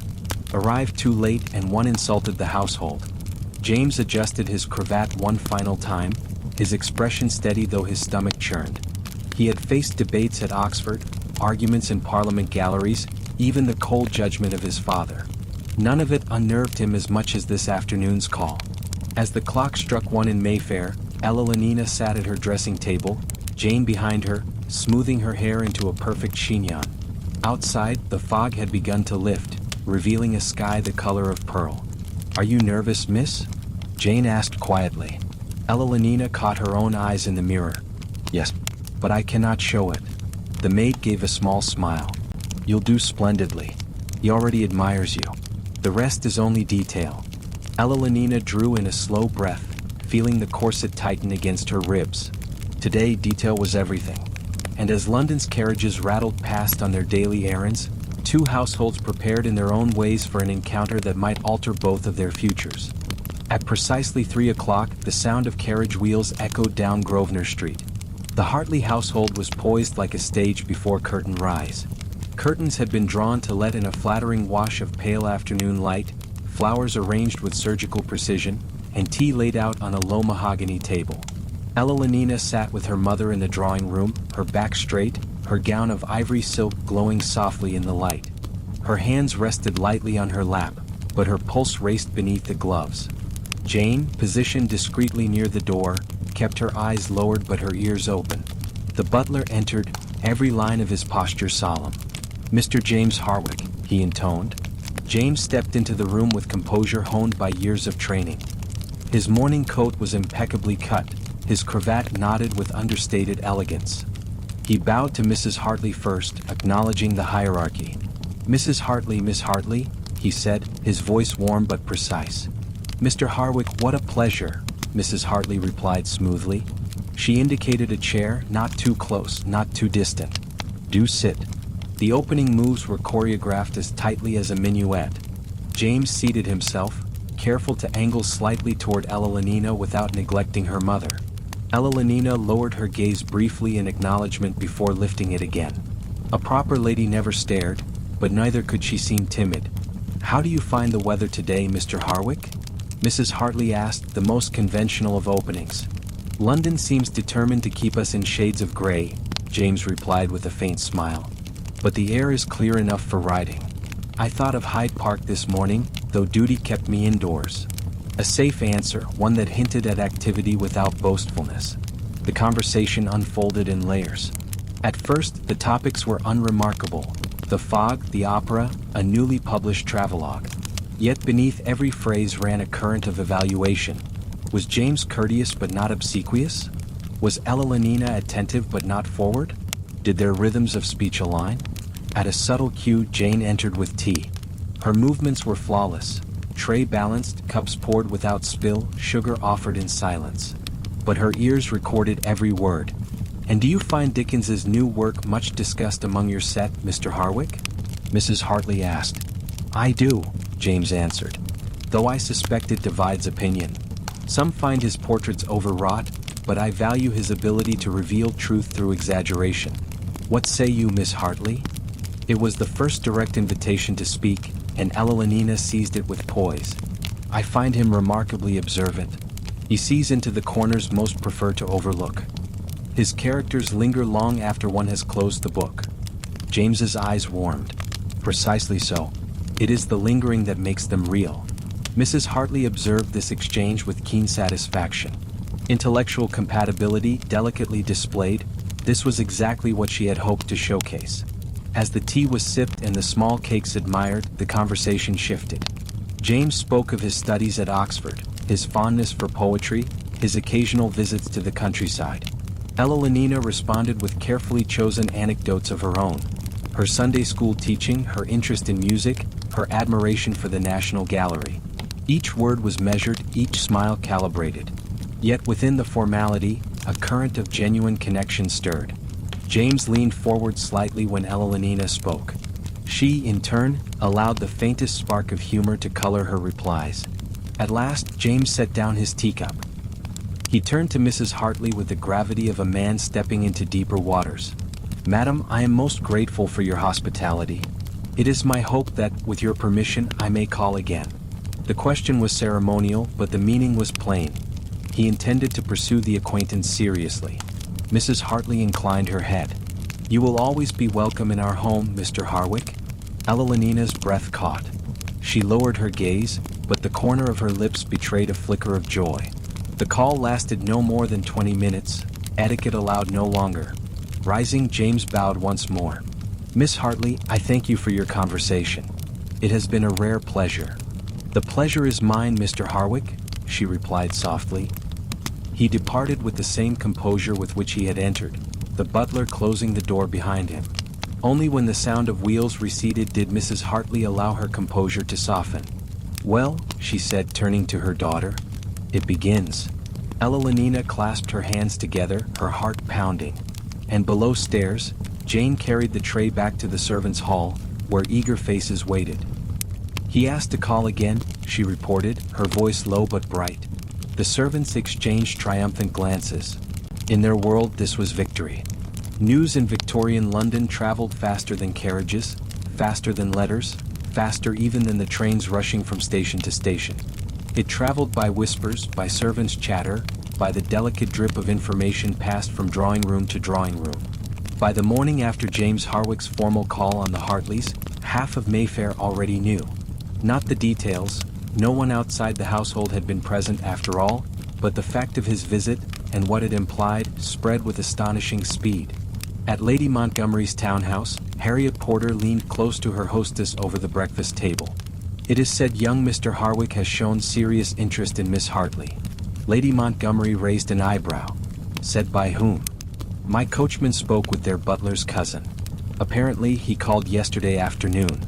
Lady Montgomery sipped her chocolate slowly. Servant intelligence was notoriously sharp. "If true, it is significant. Mrs. Hartley has played her cards better than I credited her. I must invite them again, soon."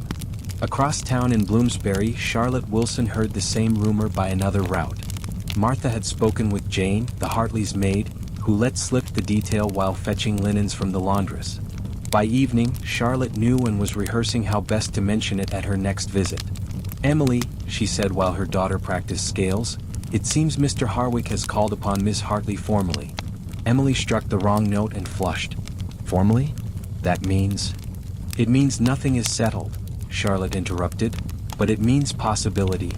And remember, if Miss Hartley rises, every family connected with her rises in small measure. That includes us if we play wisely."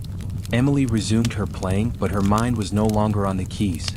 She pictured James Harwick's tall figure and kind eyes, then scolded herself for foolishness. He belonged to Evelina Hartley, not to her dreams. Meanwhile, in the servants' hall beneath the Harwick residence, Parker the valet was besieged with questions. Was it true then? "Did he call?" asked one of the footmen eagerly. "He did," Parker replied with a small smile, "and wore the navy waistcoat. He wouldn't have troubled over it otherwise." The cook chuckled. "Mark me, gentlemen, there'll be an engagement before Michaelmas. I've seen enough young masters mooning about to know the signs." Even the laundress's boy carried scraps of the story back to his mother, who repeated it at the market, where Mrs. Henderson overheard. By the time Charlotte Wilson met Harriet Porter for tea, the rumor had circled back like a homing pigeon. "I hear," Harriet whispered, eyes bright, "that James Harwick is practically besotted with Miss Hartley." Charlotte allowed herself a cautious smile. "So they say. Though we must never credit rumors too far." "True," Harriet agreed, "but where there's smoke there's fire. And if Miss Hartley rises—" Charlotte nodded. "Precisely. For the Hartleys themselves, the gossip was both weapon and burden." Mrs. Hartley received a string of congratulatory calls that very afternoon, ladies pressing her hand with veiled smiles, men bowing with new courtesy. To deny too strenuously would be to insult James Harwick. To confirm openly would be vulgar. She walked the line with practiced grace. "My daughter was most flattered by Mr. Harwick's attentions," she said smoothly. "He is, of course, welcome in our home." Evelina, meanwhile, felt the weight of invisible eyes. Every step she took on Bond Street, every smile at church, every glance exchanged at a musicale was interpreted through the lens of the rumor. Girls whispered behind fans. Mothers assessed her gowns. Even governesses seemed to peer more sharply at her posture. At Wilkinson's dinner table, Robert Henderson heard the story too. He frowned thoughtfully. "So Harwick is circling the Hartley girl." His father nodded. "A wise match for him. And for her. We shall see if it holds." Robert said nothing more, but his glance lingered on Emily Wilson at the next gathering. A quieter girl, less radiant than Elenina, but perhaps less besieged by gossip, too. In the gentlemen's clubs of St. James's, the talk was more direct. "Harwicks' boy has chosen wisely," one man remarked over port. "Hartley's fortune is steady, the girl presentable. And Lady Montgomery seems to approve. Let us hope he has the sense to conclude matters swiftly," another replied. "Too much hesitation and the gossips will devour him." James himself, oblivious to half the whispers, went about his day with new energy. He called upon his father at chambers, attended to correspondence, and drafted a note to Lady Wilkinson thanking her for her dinner. Yet every idle moment his mind returned to Elenina's smile, her calm voice, the spark that seemed to flash beneath her composure. He was determined to see her again, soon. And so the ripples spread, outward and outward, from one brief 20-minute call. For some, it was entertainment. For others, opportunity. For the Hartleys, it was the opening of doors long courted. And for Elenina, it was the beginning of hope that behind the rigid mask of society, something real might yet take root. Mrs. Hartley sat at her writing desk the next morning, the pale winter sun glinting off the silver inkwell. Before her lay a neat stack of visiting cards, invitations, and unanswered notes. To the casual eye, it might have seemed like clutter. To Mrs. Hartley, it was a battlefield map. Her daughter's future, her family's standing, perhaps even the stability of their fortune. All of it depended on how she arranged these little slips of paper.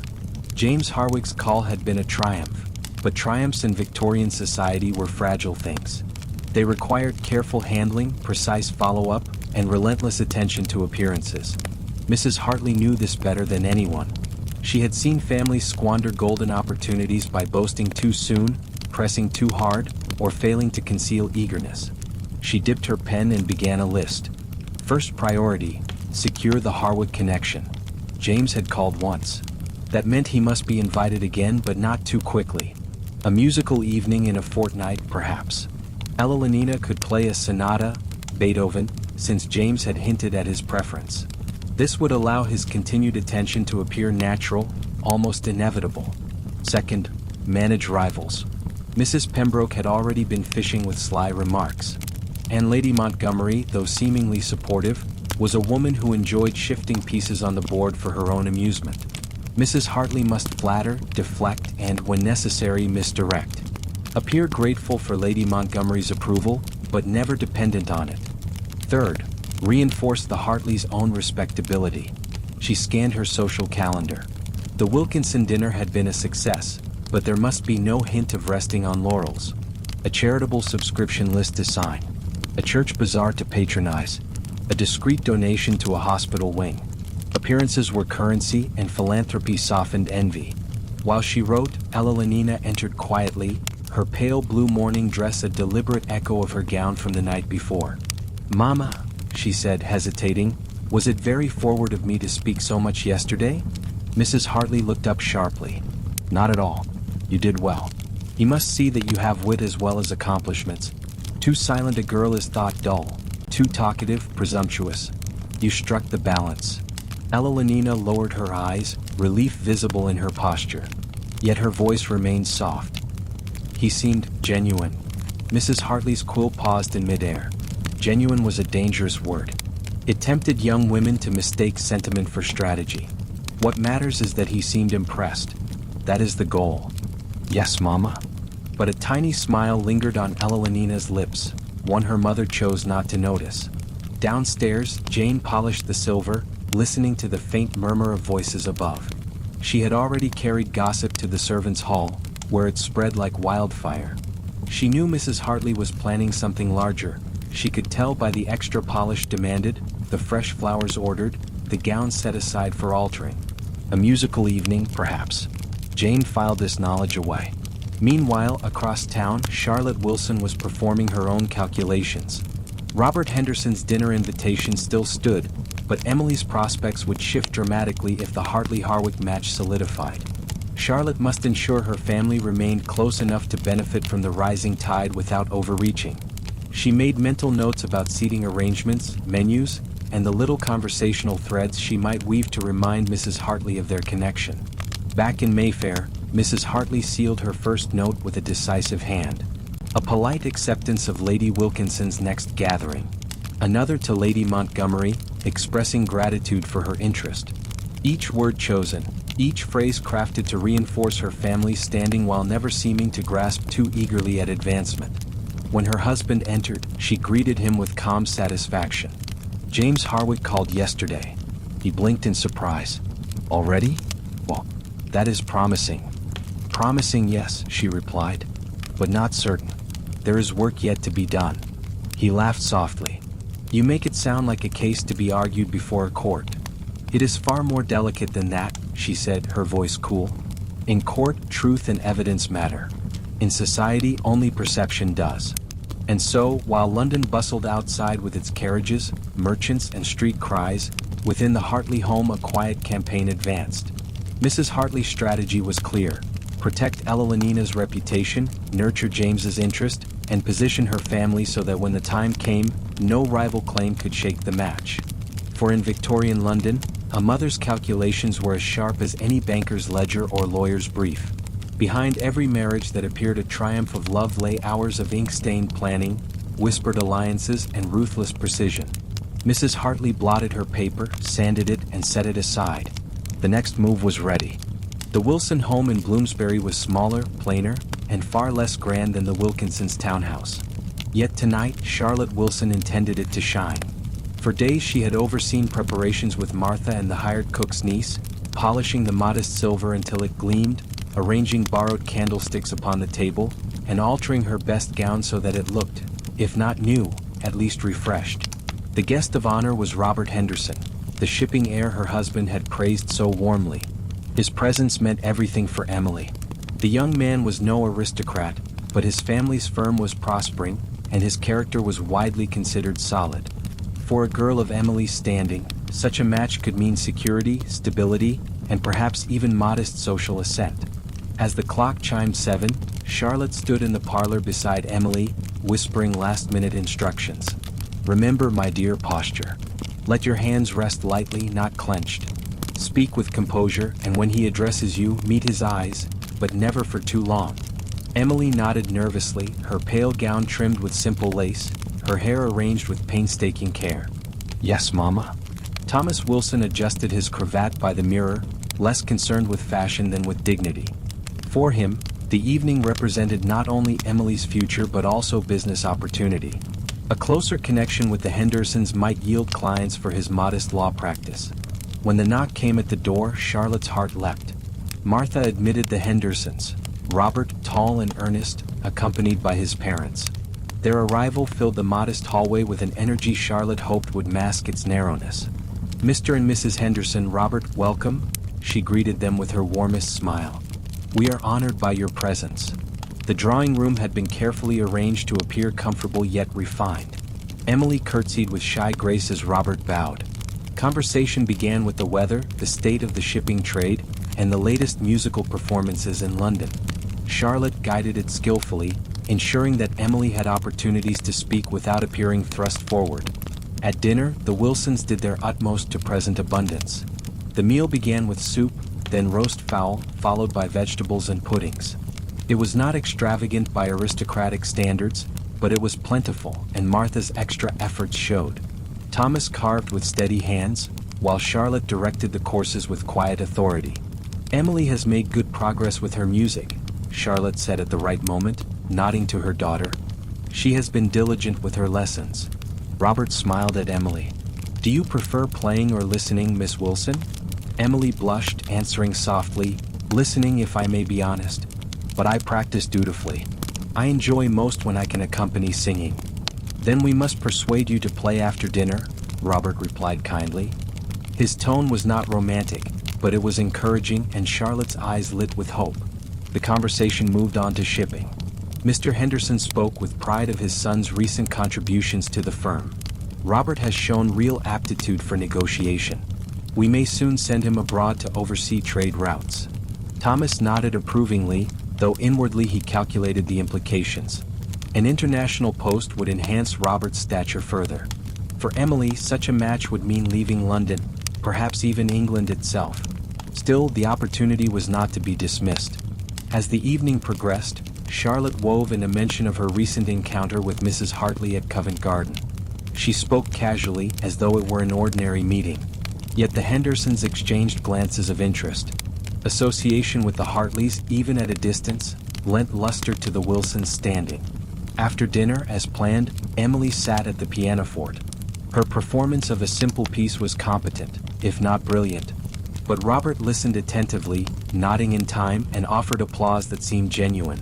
For Charlotte, this was victory enough. When the guests departed, leaving polite thanks and promises of future calls, Charlotte felt both relief and satisfaction. She had achieved what she intended. Robert Henderson had seen Emily at her best, and the connection between their families had been strengthened. Upstairs, as Emily prepared for bed, she whispered to her mother, "Do you think he liked me, Mama?" Charlotte smoothed her daughter's hair with a tenderness that belied her constant calculations. "I think, my dear, that he saw you as you are, sweet, accomplished, and worthy of his regard. That is all we may ask." Downstairs, Thomas poured himself a small glass of whiskey, his shoulders relaxing for the first time all day. "You managed well, Charlotte. I believe we've made progress." "Yes," she replied softly, gazing into the fire. "It was a good evening. A very good evening." Yet in her heart, she knew the game was far from over. The Hartleys' fortunes, the Harwick courtship, the endless shifting of London society, all could change the value of tonight's small victory. Still, for now, Charlotte allowed herself the comfort of success. The Wilsons had played their hand well.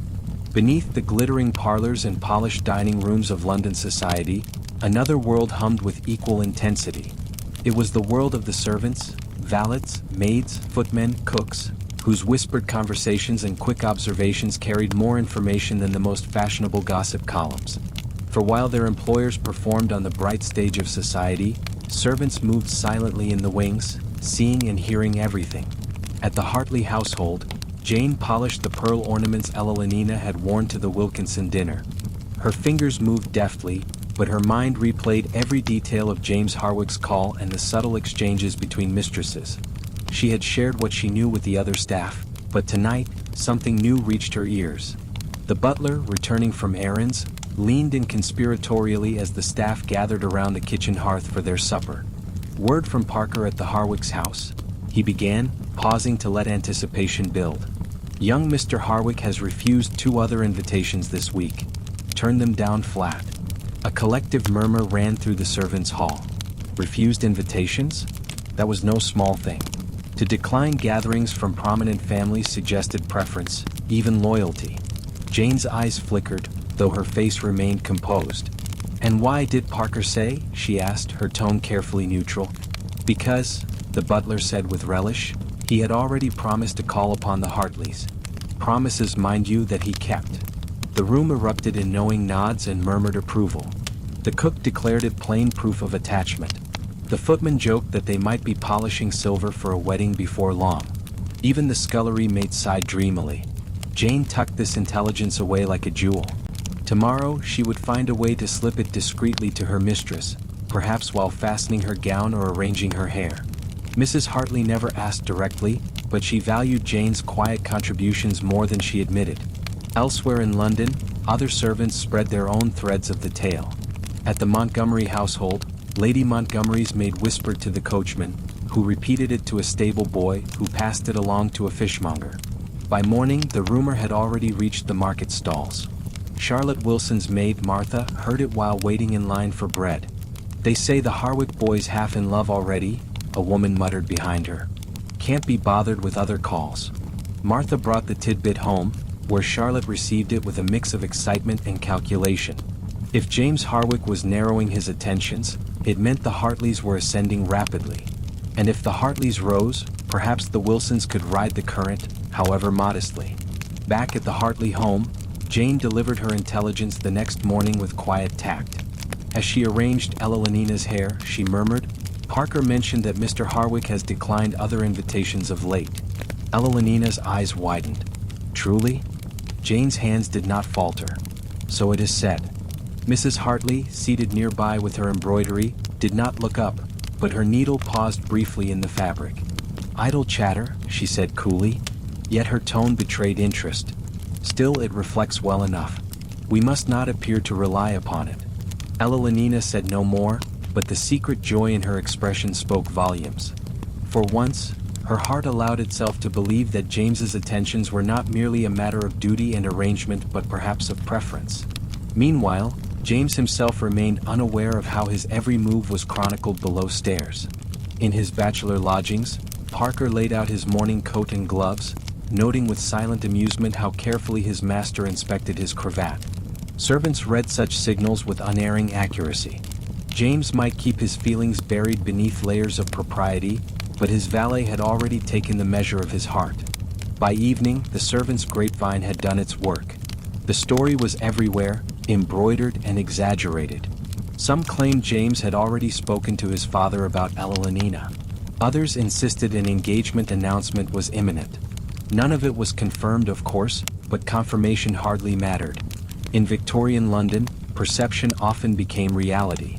And so, while the Hartleys planned their next move and the Wilsons sought to strengthen their ties, it was the servants, unseen, unheard, but ever watchful, who held the truest pulse of events. They saw what their masters missed, knew what their mistresses feared, and whispered the first drafts of history over their simple suppers. For in the grand theater of Victorian society, the actors might hold the stage, but the stagehands always knew the play more intimately. By the end of the week, the whisper of James Harwicks' attentions to Elenina Hartley had swollen into a chorus. Drawing rooms hummed with speculation, and even the gentlemen's clubs of Pall Mall buzzed with talk.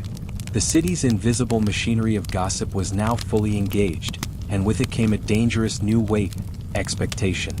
For the Hartleys, this was both blessing and burden. Mrs. Hartley understood the stakes clearly. Rumor had elevated her daughter's name, but rumor was a fickle ally. If James's attentions faltered now, Elenina's reputation could suffer irreparable harm. A girl publicly courted and then neglected was often seen as diminished stock, no matter how unfair the judgment. At breakfast, she laid down her cup with deliberate calm. "We must tread carefully, my dear," she said to her husband. "James Harwick's calls must be welcomed, but we cannot allow ourselves to appear presumptuous. The smallest misstep could undo us." Mr. Hartley, less subtle than his wife, chuckled. "If the boy has eyes in his head, he will see what treasure he has found. Let him call again and again. Soon enough, he'll speak to his father." Elenina lowered her gaze, her cheeks warming at her father's bluntness. To hear her future discussed so plainly as though she were a commodity was disquieting. And yet, her heart beat faster at the thought of James's visits becoming regular, accepted, and, perhaps, inevitable. Across Mayfair, James faced his own invisible net of expectations. His father had spoken with him twice already, each time in the measured tones of a man weighing profit and loss. "She is a fine girl," Mr. Harwick remarked as he adjusted his gloves before leaving for chambers. "Well-bred, respectable, and without scandal. Her dowry is not immense, but her connections are solid. A prudent choice, James." James had listened in silence, his thoughts divided. He wanted Elenina, but for reasons that went beyond prudence. The curve of her smile, the intelligence in her eyes, the way her voice carried both warmth and restraint, these mattered more to him than her family's fortune. But such sentiments could not be spoken aloud, not even to himself without embarrassment. Meanwhile, Lady Montgomery entertained her own guests with a sly smile. "Yes, my dears, it appears young Harwick has fixed his attentions," she told her circle, her voice carrying just enough ambiguity to keep them guessing. "Mrs. Hartley has maneuvered wisely. But until an engagement is announced, anything may happen." This last phrase spread almost as quickly as the rumors of the courtship itself. Anything may happen. It was both warning and invitation, reminding rivals that the game was not yet over. Charlotte Wilson, hearing the gossip through Harriet Porter, felt her chest tighten. "If the Hartleys rise higher, the Hendersons will be eager to strengthen ties," she said to Thomas that evening. "Emily must shine at every opportunity. One rising tide may yet lift another boat." Thomas nodded, though his expression was weary. "It is exhausting, Charlotte, this endless maneuvering." "Yes," she admitted softly, "but it is the only way forward." For Elenina, the rising tide of expectation was felt most keenly in her own drawing room. When James visited again, the air seemed charged as though every glance, every phrase carried the weight of witness. Her mother's eyes measured her composure, the servant's ears strained at the door. Even Jane's hands, steady as she poured tea, seemed aware of the moment's significance.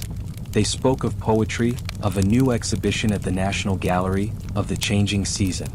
Yet beneath it all, Ella Lenina felt the question unspoken. Could this, truly become her future?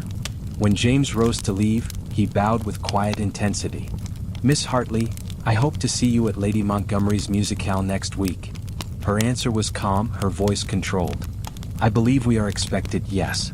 But her heart soared. The promise of another meeting, another chance to bridge the chasm between propriety and genuine feeling. Outside, James's carriage rattled away, leaving behind a household glowing with restrained triumph.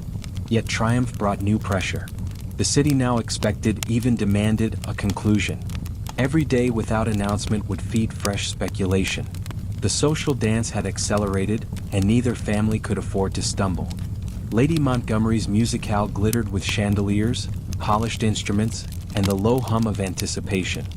For weeks, London society had speculated on James Harwick's intentions toward Ella Lenina Hartley, and tonight many expected to see confirmation, not in words for those were premature, but in gestures, in looks, in the subtle theater of Victorian courtship. The Hartleys arrived fashionably punctually, Ella Lenina radiant in pale rose silk, her hair adorned with pearls. She moved with the grace drilled into her since childhood, but beneath her composure, her pulse throbbed. Every glance, every whisper reminded her that she was being watched. James Harwick was already present, standing near Lady Montgomery with his parents. When his eyes found Ella Lenina's across the room, the flicker of warmth was unmistakable. He excused himself with polite formality and crossed the floor. "Miss Hartley," he said with a bow, "may I offer my compliments on your appearance this evening? London has gained brightness with your arrival." The compliment was daring by Victorian standards, and Ella Lenina's cheeks warmed. "You are most kind, Mr. Harwick," she replied softly. The exchange lasted seconds, yet it sent a tremor through the room. Observers noted the intensity of James's regard, the way Ella Lenina's eyes lowered modestly, the subtle approval in Mrs. Harwick's expression. The performance was as clear as any announcement. The evening progressed with music and conversation, but all eyes drifted back to the pair. When Ella Lenina was invited to play the pianoforte, she chose Beethoven again, her fingers steady despite the tremor in her heart. James listened intently, his focus so apparent that even Lady Montgomery raised her eyebrows in satisfaction. Meanwhile, Charlotte Wilson and Emily sat further back, absorbing the spectacle. Charlotte whispered to her daughter, "Observe closely, Emily. This is how alliances are forged. Not by chance, but by calculation, by readiness, by seizing the moment." Emily nodded, though her gaze lingered on Robert Henderson, who had taken a seat near her. For her too, the evening might signal a beginning. When Ella Lenina concluded her performance, the applause was polite yet meaningful. James stepped forward with quiet resolve. "Exquisite, Miss Hartley. Might you grant me the honor of a promenade during the interval?" Her mother's approving glance gave silent permission. Ella Lenina accepted, and the two moved toward the conservatory, where lamplight glowed through tall glass panes. Guests pretended to busy themselves with conversation, but many eyes followed. Among the palms and ferns, James turned to her, his voice low yet steady. "Miss Hartley, forgive my boldness. These past weeks have made one truth plain to me. I value your conversation, your sensibility, your presence above all others. If it pleases you, I would seek to continue my visits, with the blessing of your parents, toward a more formal understanding." Ella Lenina's breath caught. The words were not yet a proposal, but they were the unmistakable prelude to one. She managed her composure, though joy trembled beneath her calm. "Mr. Harwick, your attentions do me great honor. I shall of course defer to my parents' guidance. But I too have found our conversations most agreeable." The coded exchange was enough. In the language of Victorian propriety, she had accepted his intention. Back in the drawing room, Mrs. Hartley received the news in a whisper from her daughter, her expression controlled though her eyes gleamed with triumph. The campaign she had orchestrated so carefully was nearing its conclusion. Mr. Harwick, observing his son's attentiveness, allowed himself a satisfied nod. And Lady Montgomery, sipping her wine with the faintest smile, knew she had positioned herself once again at the center of society's great game. By evening's end, the verdict was clear. James Harwick and Elenina Hartley were on the path to engagement. It would not be announced for weeks, perhaps months, but for all practical purposes the match was made.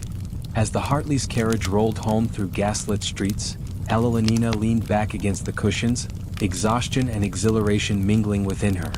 The social dance had demanded everything: composure, calculation, restraint. Yet somewhere within its rigid steps she had found something real, a connection that felt like her own, not merely her family's design. At her side, her mother sat straight-backed, already considering the next steps: the calls to return, the letters to write, the alliances to cement. For Mrs. Hartley, the work was never done.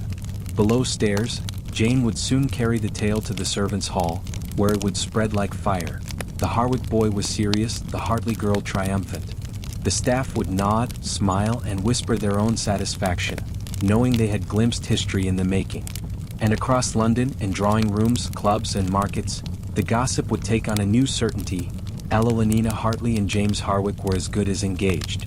The performance had succeeded. The curtain was not yet down, but the ending was already written.